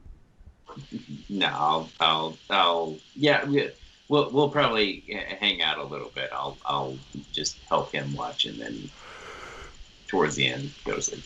Okay, but Daro, by the time your watch is over, there are so many oozes in this courtyard that you wonder if you could even step over them to cross it. And you wake Jorgen for his turn. And then fall asleep. At which point Jorgen will wake Oven. And Oven, by the time you wake up, there are gigantic tentacles of black slime coming down the alleyways between the buildings, feeling around. Not in any ordered fashion, almost like they're just doing it idly. And you see one come in, feel around the courtyard for a little bit, and then just sort of leave. Then others come in. The mouthers that were here originally have moved on. Some of the oozes are still here. The tentacles are the main thing at this point. Mhm. And then when your watch ends, you wake up Bjorn. And when Bjorn wakes up you, Zalios, the square is pretty much empty by that time. These creatures that were swarming around have left. However, shortly after Bjorn leaves you to the watch and falls asleep, you see that mind witness, that floating eye tentacle creature, come back, and then another one, and another, until your entire hut is surrounded by mind witnesses, and they are all looking right at you.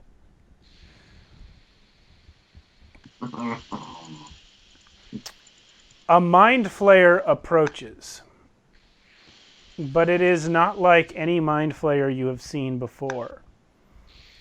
It is much taller. It has a very ornate staff in its hand. And its tentacles go down like to its knees, past its knees to its shins. And as it approaches, all the mind witnesses, the 5 or 6 of them that had your hut surrounded, sort of float back and start to orbit around this one mind flayer. And he looks directly through the wall of the hut at you, Zalios, and says, "When you get inside," and you hear this in your mind extremely loudly, "when you get inside, seek us out. We can give you everything you seek. All we ask in return is everything we seek." And you have the opportunity to psychically respond. Zarios responds with he just looks over at them and he just gives them a slight like smirk. Of course he does. And slight smirk, and then he nods like this. But you do not think any specific words at them? I'll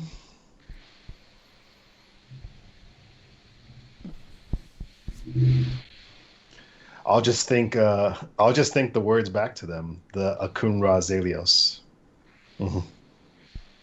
Okay, when you do that, he hesitates for a moment. Well, he doesn't exactly hesitate. He just sort of stands perfectly still, only his tentacles kind of writhing aimlessly as he looks at you. And then he's just going to bow his head to you and turn and drift away out of sight with the mind witnesses following him. And after they leave, no further disturbances come across the courtyard throughout your watch. And then it ends. Okay. And Do we get a... yeah, you guys get your long rest.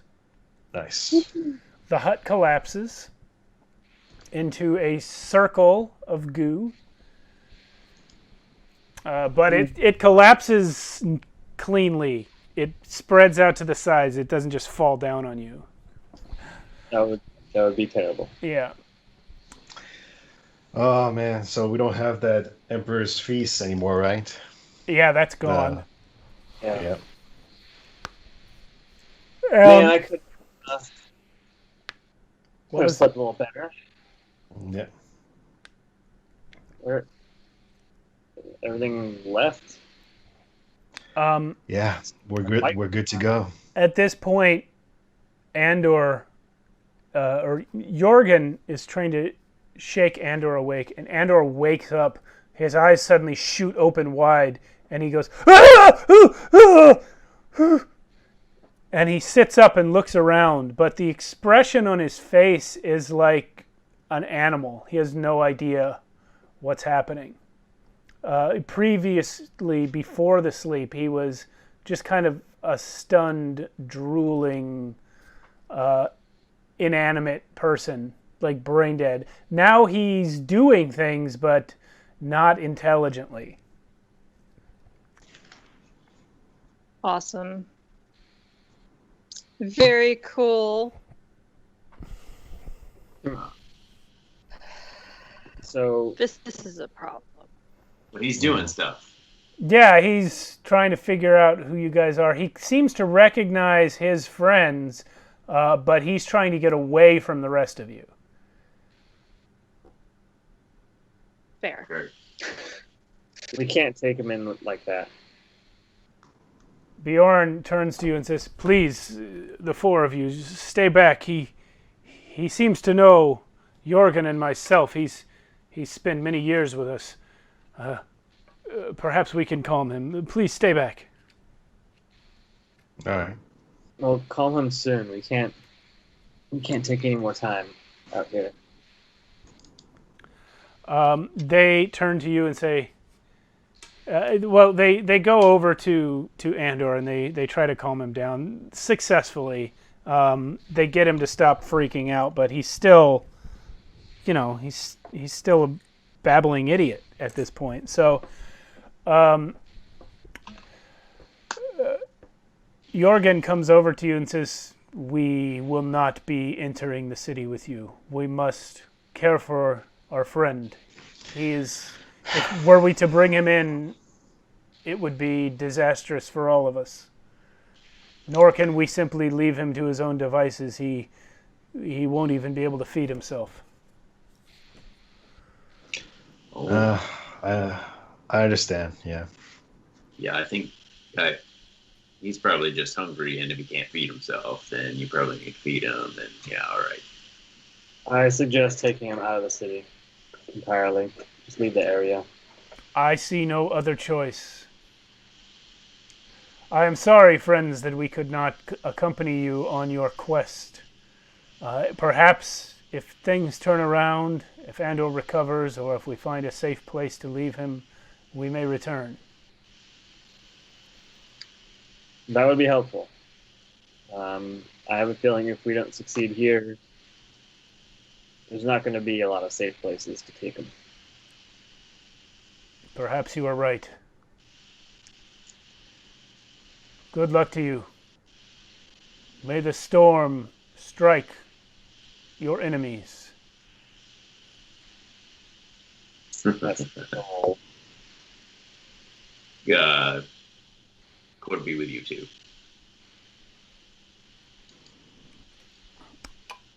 So Jorgen starts to help Andor walk away from the square. But before he leaves, Bjorn comes up to you, Throck. Mm-hmm. And he says, he actually leans close to you and whispers and says, if you have patience, you can learn our techniques. Come north, come to Sabrakur, and perhaps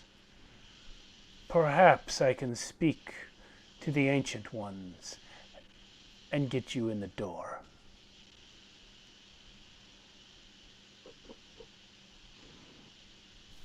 Okay. Can you do me a solid? And Zidar there. Or actually. Tell them what you just said, because I don't remember what you said. Okay. Yep. So Sub what? he's gonna go to he's gonna go to Oven. Okay. And he's gonna say, your friend He's gonna wanted go to the most scary looking one. Daro's in his true form as well right now, so whatever. Oh, is he? Yeah. He's gonna go to you, Oven, and say, your gorilla friend wanted me to tell you that I have invited him north to Sabrakur. If he can reach that place and get into our country, I will speak to our Ancient Ones about him, and perhaps we can train him.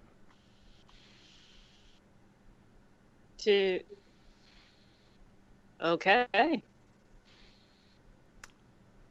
Normally, we would not accept someone from outside our borders, nor someone who was not a man,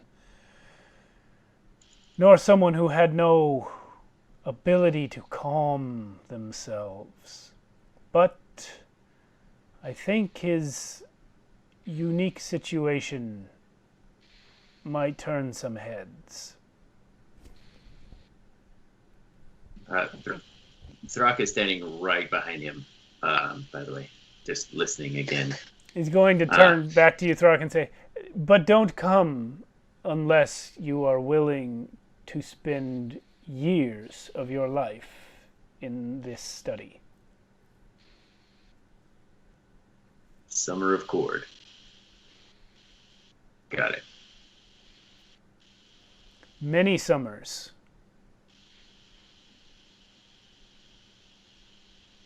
Right. I am 65. I have been at the monastery since I was 14 years old. This was my first trip out. Yeah, so that's a long time. Question mark? How old are you, friend?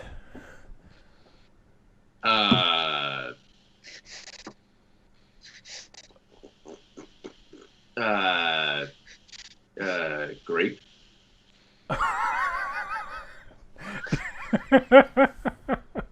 Did you say grape? Yep. Oven's just snickering in the background. Bjorn looks to you for help, Oven. When did you get him? I don't know. How I've long only just met him. How long have you had him?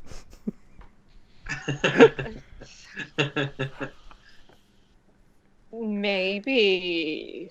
It's been like a couple months, maybe 3 months. I don't know. Feels like so much longer. Well, yeah, Maybe a few moves. maybe the majority of the time spent so far was crossing the Untamed Steppes. Yeah. Bonding. Not long.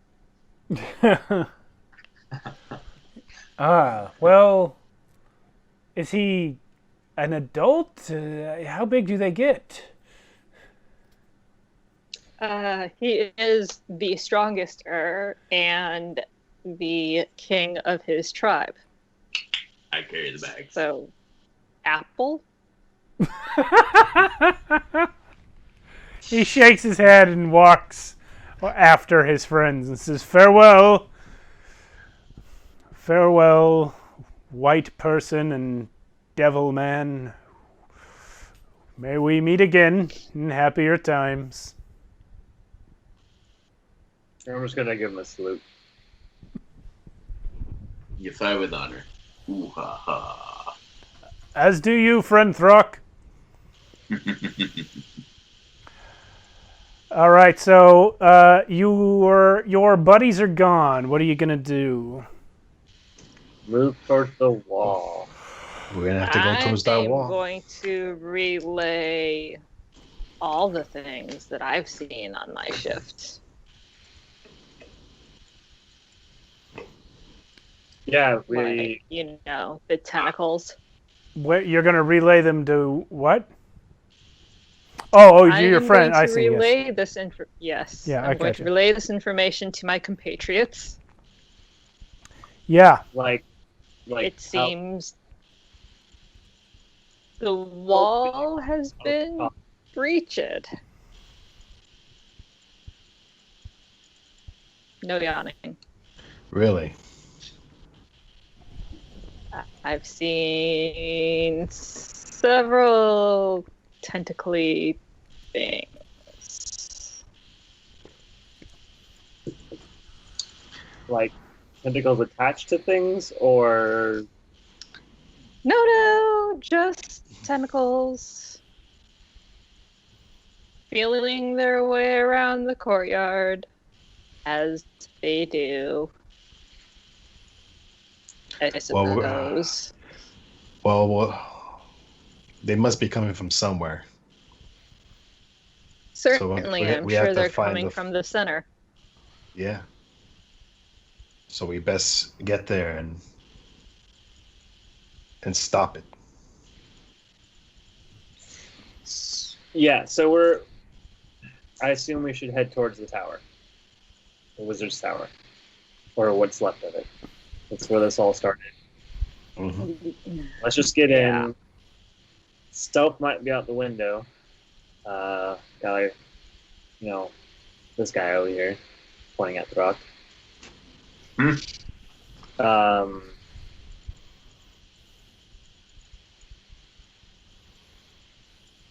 So let's go. Okay, so you guys are going to enter the city at 2, and the tower is at 15 in the High Vault district. You remember from your previous visit that High Vault is surrounded by a low wall of its own because it's where the upper crust of the city lived, and they wanted to keep out the riffraff. When Darrow was missing, the other 3 of you had to escape by climbing that wall. I believe Oven turned into a cat to distract the guards momentarily, and Yes. Raylan and Throck went over. And that was at the time when Darrow was in the custody of the city guard and about to be executed. You saved him later that night. Yeah, it was all part. What was that? It was all part of the plan. Yeah. This still is all part of the plan. It's all. Yeah, you guys are doing good. It's all coming together.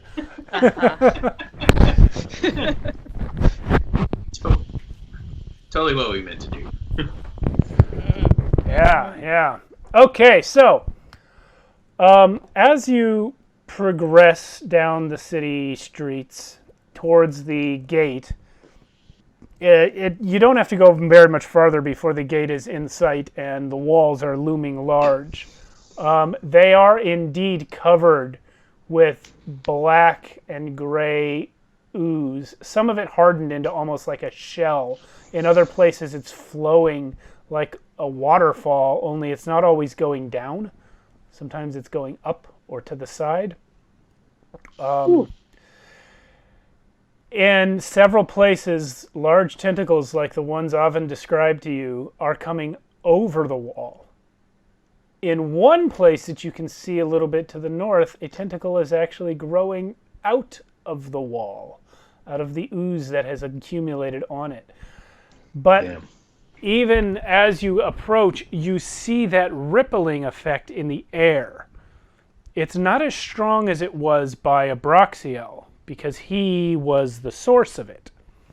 But you see it nonetheless, and it is coming from both sides, almost as though it were wrapping all the way around the city from his position, and right here is where it meets itself again. And that is where the barrier is the weakest. And you can see through it without distortion. And there are some creatures trying to get out the gate of the city right there. But there is a person standing in front of them. And as you guys approach, you see that this person, who's very short, has beaten 3 of these star spawn to the ground with their bare hands, and 3 or 4 others have run back inside the city out of terror. And as you approach, this guy's just on the ground, just slamming one of these things to death with his fist. And go ahead. Keep going. Go ahead, Darryl. I was just going to ask what this guy looks like. Well, it's hard to see because he's so covered in muck and blood and dirt. His clothes are old and torn, but he has long red hair, and though it has been disheveled and covered in filth, it is still in a messy braid in the back. And he stands to his feet and turns towards you and sees basically 4 monsters approaching. And you realize this person is half as tall as any of you. And incredibly thick and stocky. And as she sees Zelios approach, she yells, and that's when you realize that she is a woman. And she comes charging at Zelios with both fists raised and says, I will destroy you next! Oh, okay. But she stops. She skids to a halt a mere 10 feet from you, Zelios, and just stares at your face. And then her eyes go down to your chest. What are you?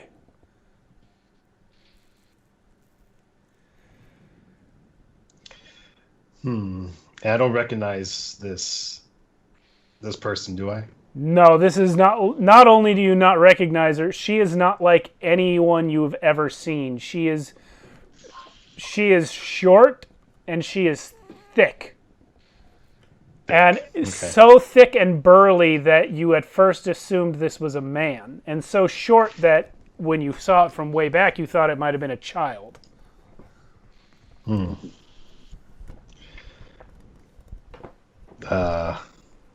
Well, Zelios just kind of like puts his chest up and he just says, "I am Zelios, and when you the king of chaos." And when you pose like that, through the buttons and the opening of your shirt, the medallion that you wear peeks out a little bit.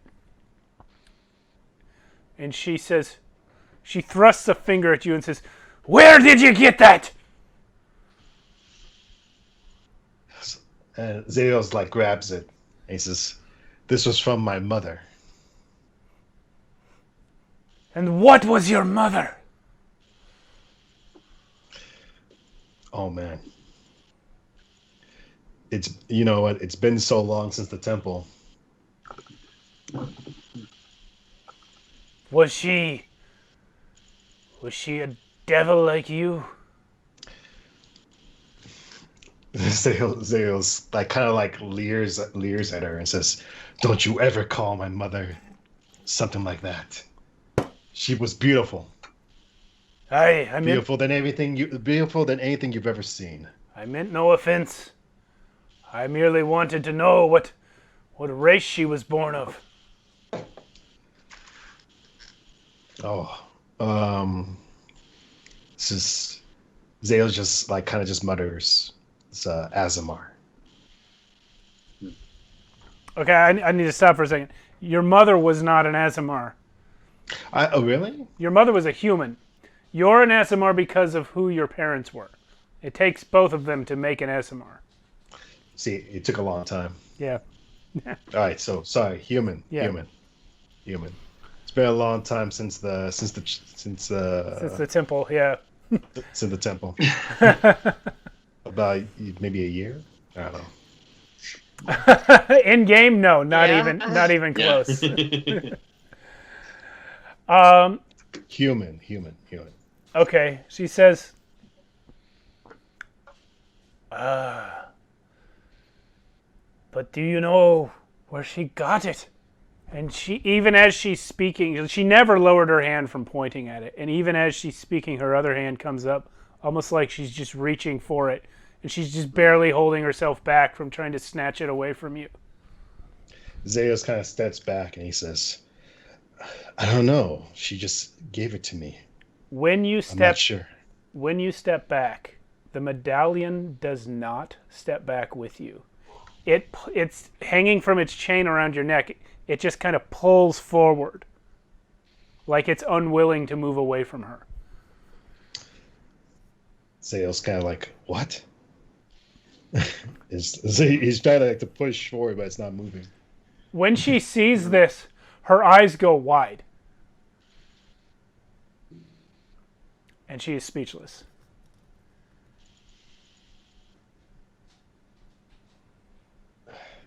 "What's going on here?" Zeus says to her. Do you know what that medallion is?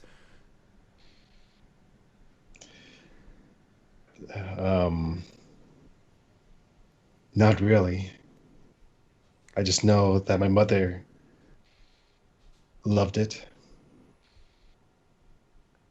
It is the symbol of the sun. It stands for light and the blessings of light and the one who gives the light, who has not been seen on this world for countless years. He was my God. I dare not say his name even now, but look at the medallion. It knows me. You know Paylor? You do know it. You do know it. You said you didn't know. Well, I'm just not sure. Can it be? Can it be that my lord yet lives?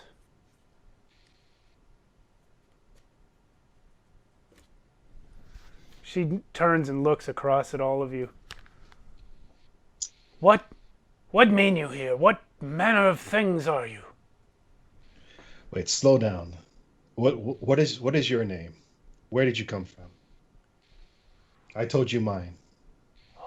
I'm also gonna kneel, so we're like, I'm roughly the same eye level as her, and ask, and what, if you don't mind, what are you?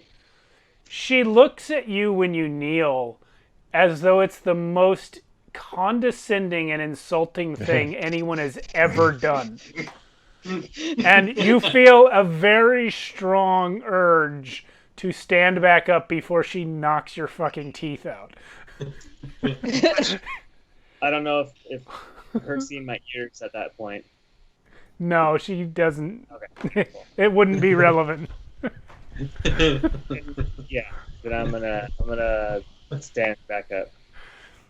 She turns back. Well, she looks at all of you, steps back a little bit, and when she does, the necklace falls, and you can see her face kind of falls a little bit when that happens. But she says, "I can tell you what to call me. You can call me Moira. Where I came from is a very long story. Suffice to say, I have a good friend in the area." Cool.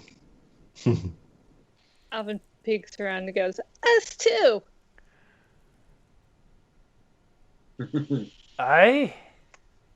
And then kind of looks at the star-spangled banners behind her and says, "Not them, though." Star Spangled Banners. She goes, "I should hope not."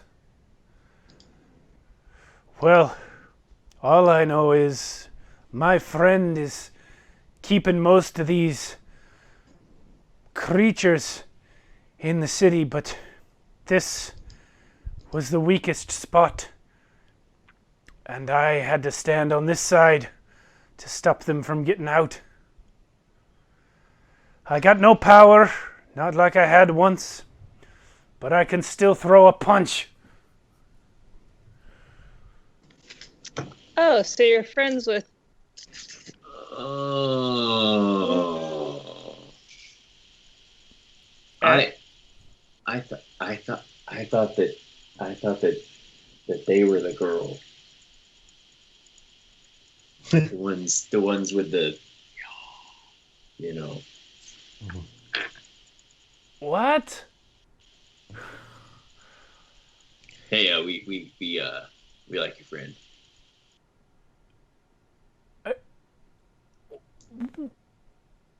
Are you some kind of orc? Don't mind them. They're with me. I don't know. And we're gonna stop what's ever happening here. What do you call yourselves? Oh, we don't have a band name. I think she meant individual. She thinks she meant names. Yeah. No, I meant the group.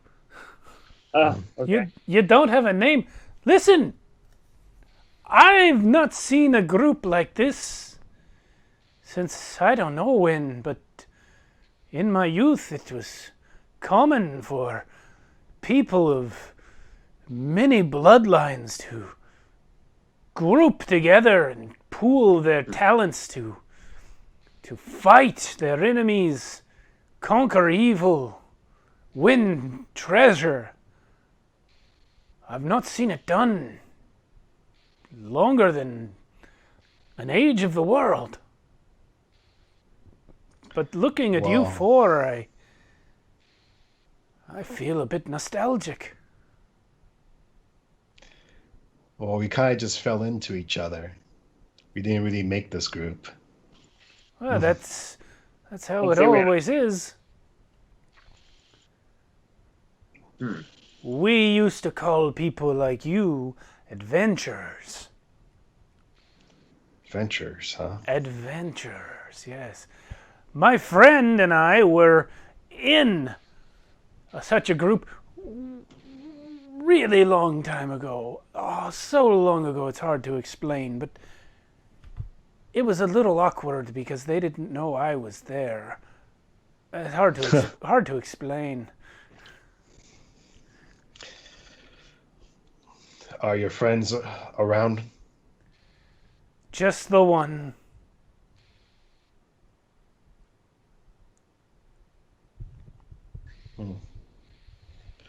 Well, Is it hard to get in? To get in there, only in that you have to swim against the tide. They all want to come out. And one of the star spawn grus at her feet tries to sit up again, and without even looking, she just kind of sidekicks him in the face and kills him. nice. Yeah. What was your group's name? Throck is intrigued by this group name thing. Well, they didn't name themselves right at first, but one of them wrote a book about it, and I think he called them Radomir and the Pussycats. Radomir. We know, Rod. Yeah, we know Rod. You're full of shite. Oh. No, we do. What do you mean you know Rod? We're still He was outside actu- the city, right? Or How- Rod's We're been... outside. Yeah, you're standing right outside the gate. Like there's hordes of creatures looking at you, thinking about coming through the barrier. Rod is probably looking at us right now. Rod's incredibly dead. You have no idea how long Radomir Utgast has been dead. There is no way you know Rod. The sun was a different color when Rod was alive. Well, he's alive. He's up in his. Wave up.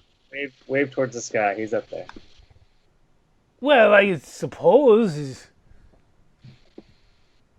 I'm sure that's If you want, we can take you to him after we're done here. Well, when will you be done?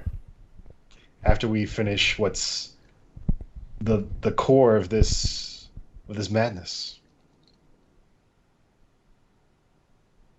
clearly we're here to stop this thing from growing and existing.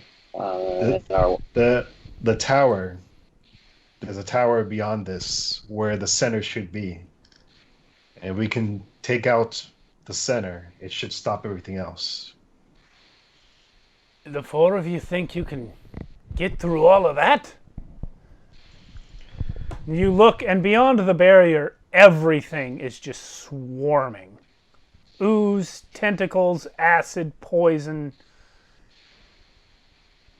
It'd be like... Probably not.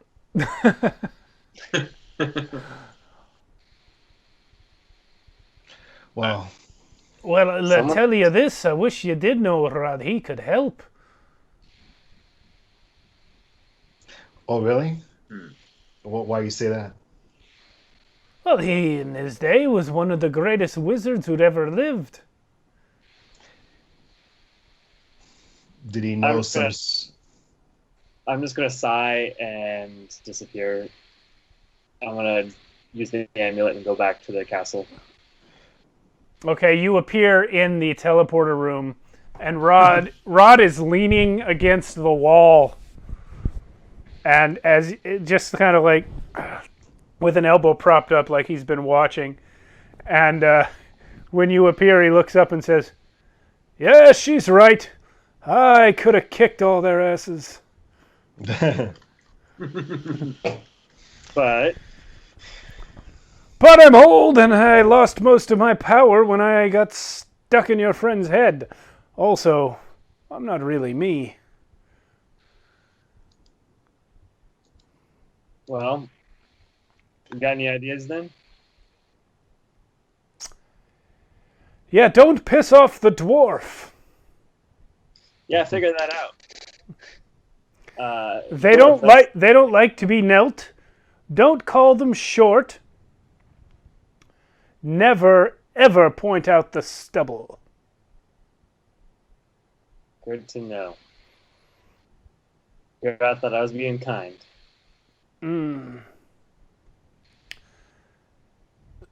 Well,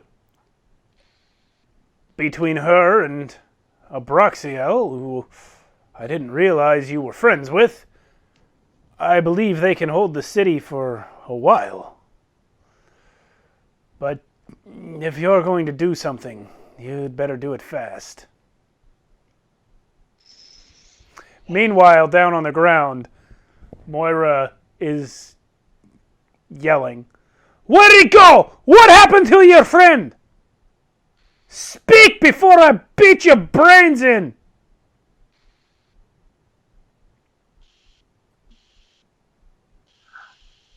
Does she start beating brains? You know,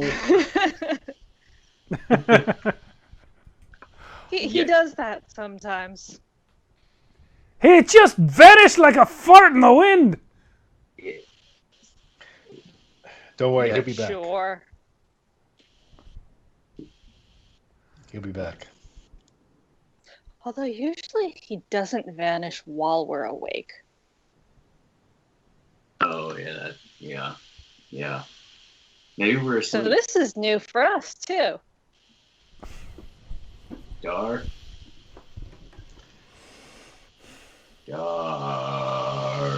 You can hear them calling you. Oh, don't bother. Oh, He'll come back when he's ready. I'm gonna ignore Rock for a moment because I had one more question for Rod. Is there a way to close whatever that is from the other side? Do you mean you want to go into the portal to the far realm and close it from the other side? Would it be easier than walking through that crowd? No! They're coming through the portal.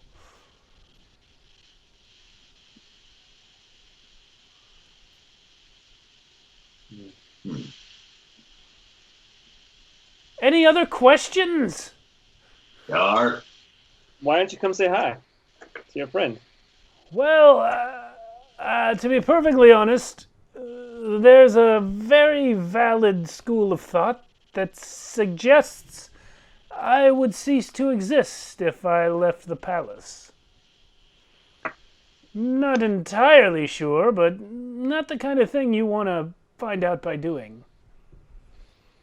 All right. Do you have anything you want me to tell her?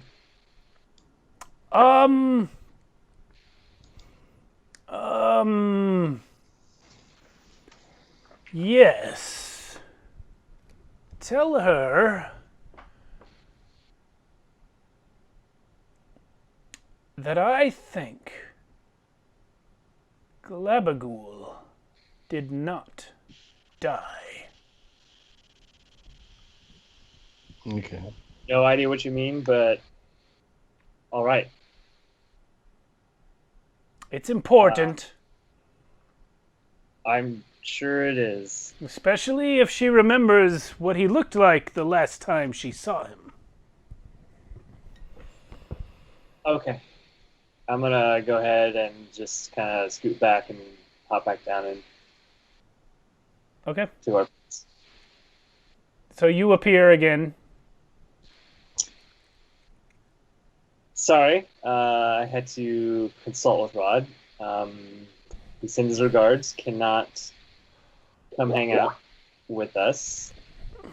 And apparently, Glabagool is still alive.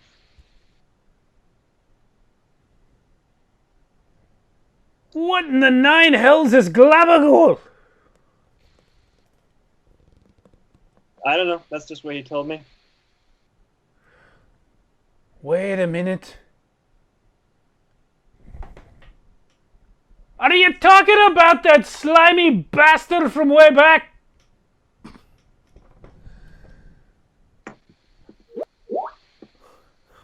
No answer comes. Yeah, he can't. He can hear you, but he can't respond. Unfortunately, it's the way this works. What did you go to the astral realm? How did you visit Rod? He lives in in Throck's castle in the sky. What's a thruck? Is that a thruck? Oh, That hey, is I am Thruck. Strong sir, man. You look like a werewolf and a gorilla had a baby. Huh. I'm sure he takes that as a compliment. Yeah. Yeah, that's probably about right. All right. I mean, I'm sure you're a nice guy and all, but you got the nose of a dog, the hair, the face of an ape. Your beard could use a trim. Right. Yeah. So, Is he yours? Glabby Ghoulie. Tell him to Yeah, take yeah, a yeah. bath for once. Yeah, we've tried. You're Glabagoolie. Yeah. What about him? Oh. And then Avin turns to Darrow. Why is he telling her he's alive? That's all I was told. We can ask Rod later, I suppose. You see Moira trying to work out that question in her own head. Like, why would Rod tell me that Galabagool's alive? And then all of a sudden her eyes go wide. And she shoots her eyes back over to Zelios. Let me see the medallion again. Please, pull it out. Zeos kind of holds it. What are you gonna do with it? She just reaches her hand close to it and says, closes her eyes and says, My lord Pelor, don't let this be the end of my service to ye. And you see the medallion start to glow with a white light. She opens her eyes and looks at it, and her fist starts to glow. And at that moment, a star-spawn Hulk comes charging out of the gate bellowing, and she turns around just in time and jumps in the air and slams her fist into the thing, and it explodes in radiant light and is gone. Whoa. Yeah. Ooh, ha, ha. I like this one. And she says, He is alive! And that's where we're going to end for the week. Nice. Yeah. Nice. Man. I wish people would know the backstory of that other campaign. Oh my gosh. I yeah. know. Yeah. I know who Glabagool is. Yeah. It's from- Yes. I don't know anything. Yeah. Well, Glabagool is a character in a published adventure from Wizards called Out of the Abyss. But what we did with him was unique. I'm not gonna say it on stream because I don't want to remind you guys if you don't remember. Matt wasn't even in that game, but the other three were. So that's where we're going to end for the night. If you've been watching us live, check out our YouTube channel for all of our back episodes. If you've been watching us on YouTube, we stream live on Twitch every Friday night at 8:30 Pacific Standard Time. And now I'm going to do the credits that I should have done at the beginning and after the break. Yeah. If you've been watching that long, you saw the opening animation, our introduction, which had music by J-Man at OurMusicBox. Check him out at his YouTube channel, OurMusicBox, where you can find hundreds, possibly thousands of free music tracks that he has composed and posted up under the Creative Commons license so that you can use them in your creative endeavors for free. Only requires credit. He operates entirely on the kindness of strangers. If you value his work, you will donate to his cause. So check him out, J-Man at OurMusicBox. The voiceover in that introduction was by Alexander George M.S. You can find him nowhere because he has nothing that I can plug. But he's a good friend of the show, and we like him. The art in the introduction and also the artwork floating behind our players' heads of their characters is by myself. I do digital 3D character portraits for Dungeons and Dragons and other characters. If you like what you see and you'd like something of yours done up in my style, hit me up on the socials. You can find me on Facebook, Twitter, or Instagram as Mighty Works Character Portraits, or on ArtStation under my real name, Steve Boshear, which now you can see spelled out right there. Woo! That's like Message me on one of those platforms, and I will take care of you. Rates are reasonable. Commissions are open. So, what else we got? The Dark Arts Player's Companion. If you watched the game tonight and you did not recognize all the spells or all of the subclasses or some of the races, that's because a lot of it comes from the Dark Arts Player's Companion, a third-party 5th edition supplement by JonoMan3000, a wonderful Reddit user who is great at creating 5th edition content that you can use in your games. It is free. You can download the PDF right now. I believe the 3rd edition of the Dark Arts Player's Companion is still the current one. JonoMan also has other content out there that you can find, but we love the Dark Arts Player's Companion for this game because it's very dark and very artsy. It has new player races, new subclasses for every class in the player's handbook, new spells, new monsters, all of them dealing with blood and shadow and darkness and things that fit right in Archonia. So check that out. And lastly, come to our Discord. Whether you're on Twitch or YouTube, you should be able to find a link to our Discord in the description, in the notes below. We all hang out there, some more than others.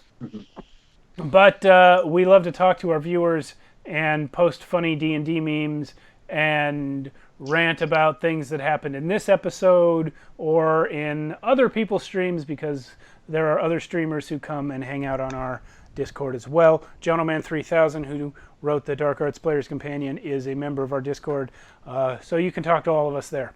I think that's it for the credits. We'll be back in a week to do this again. All right, guys. Joshua, no, we All right. Yay! Oh no, that's not. Sorry. Yep, that was weird. That was weird. We'll see everyone in a week.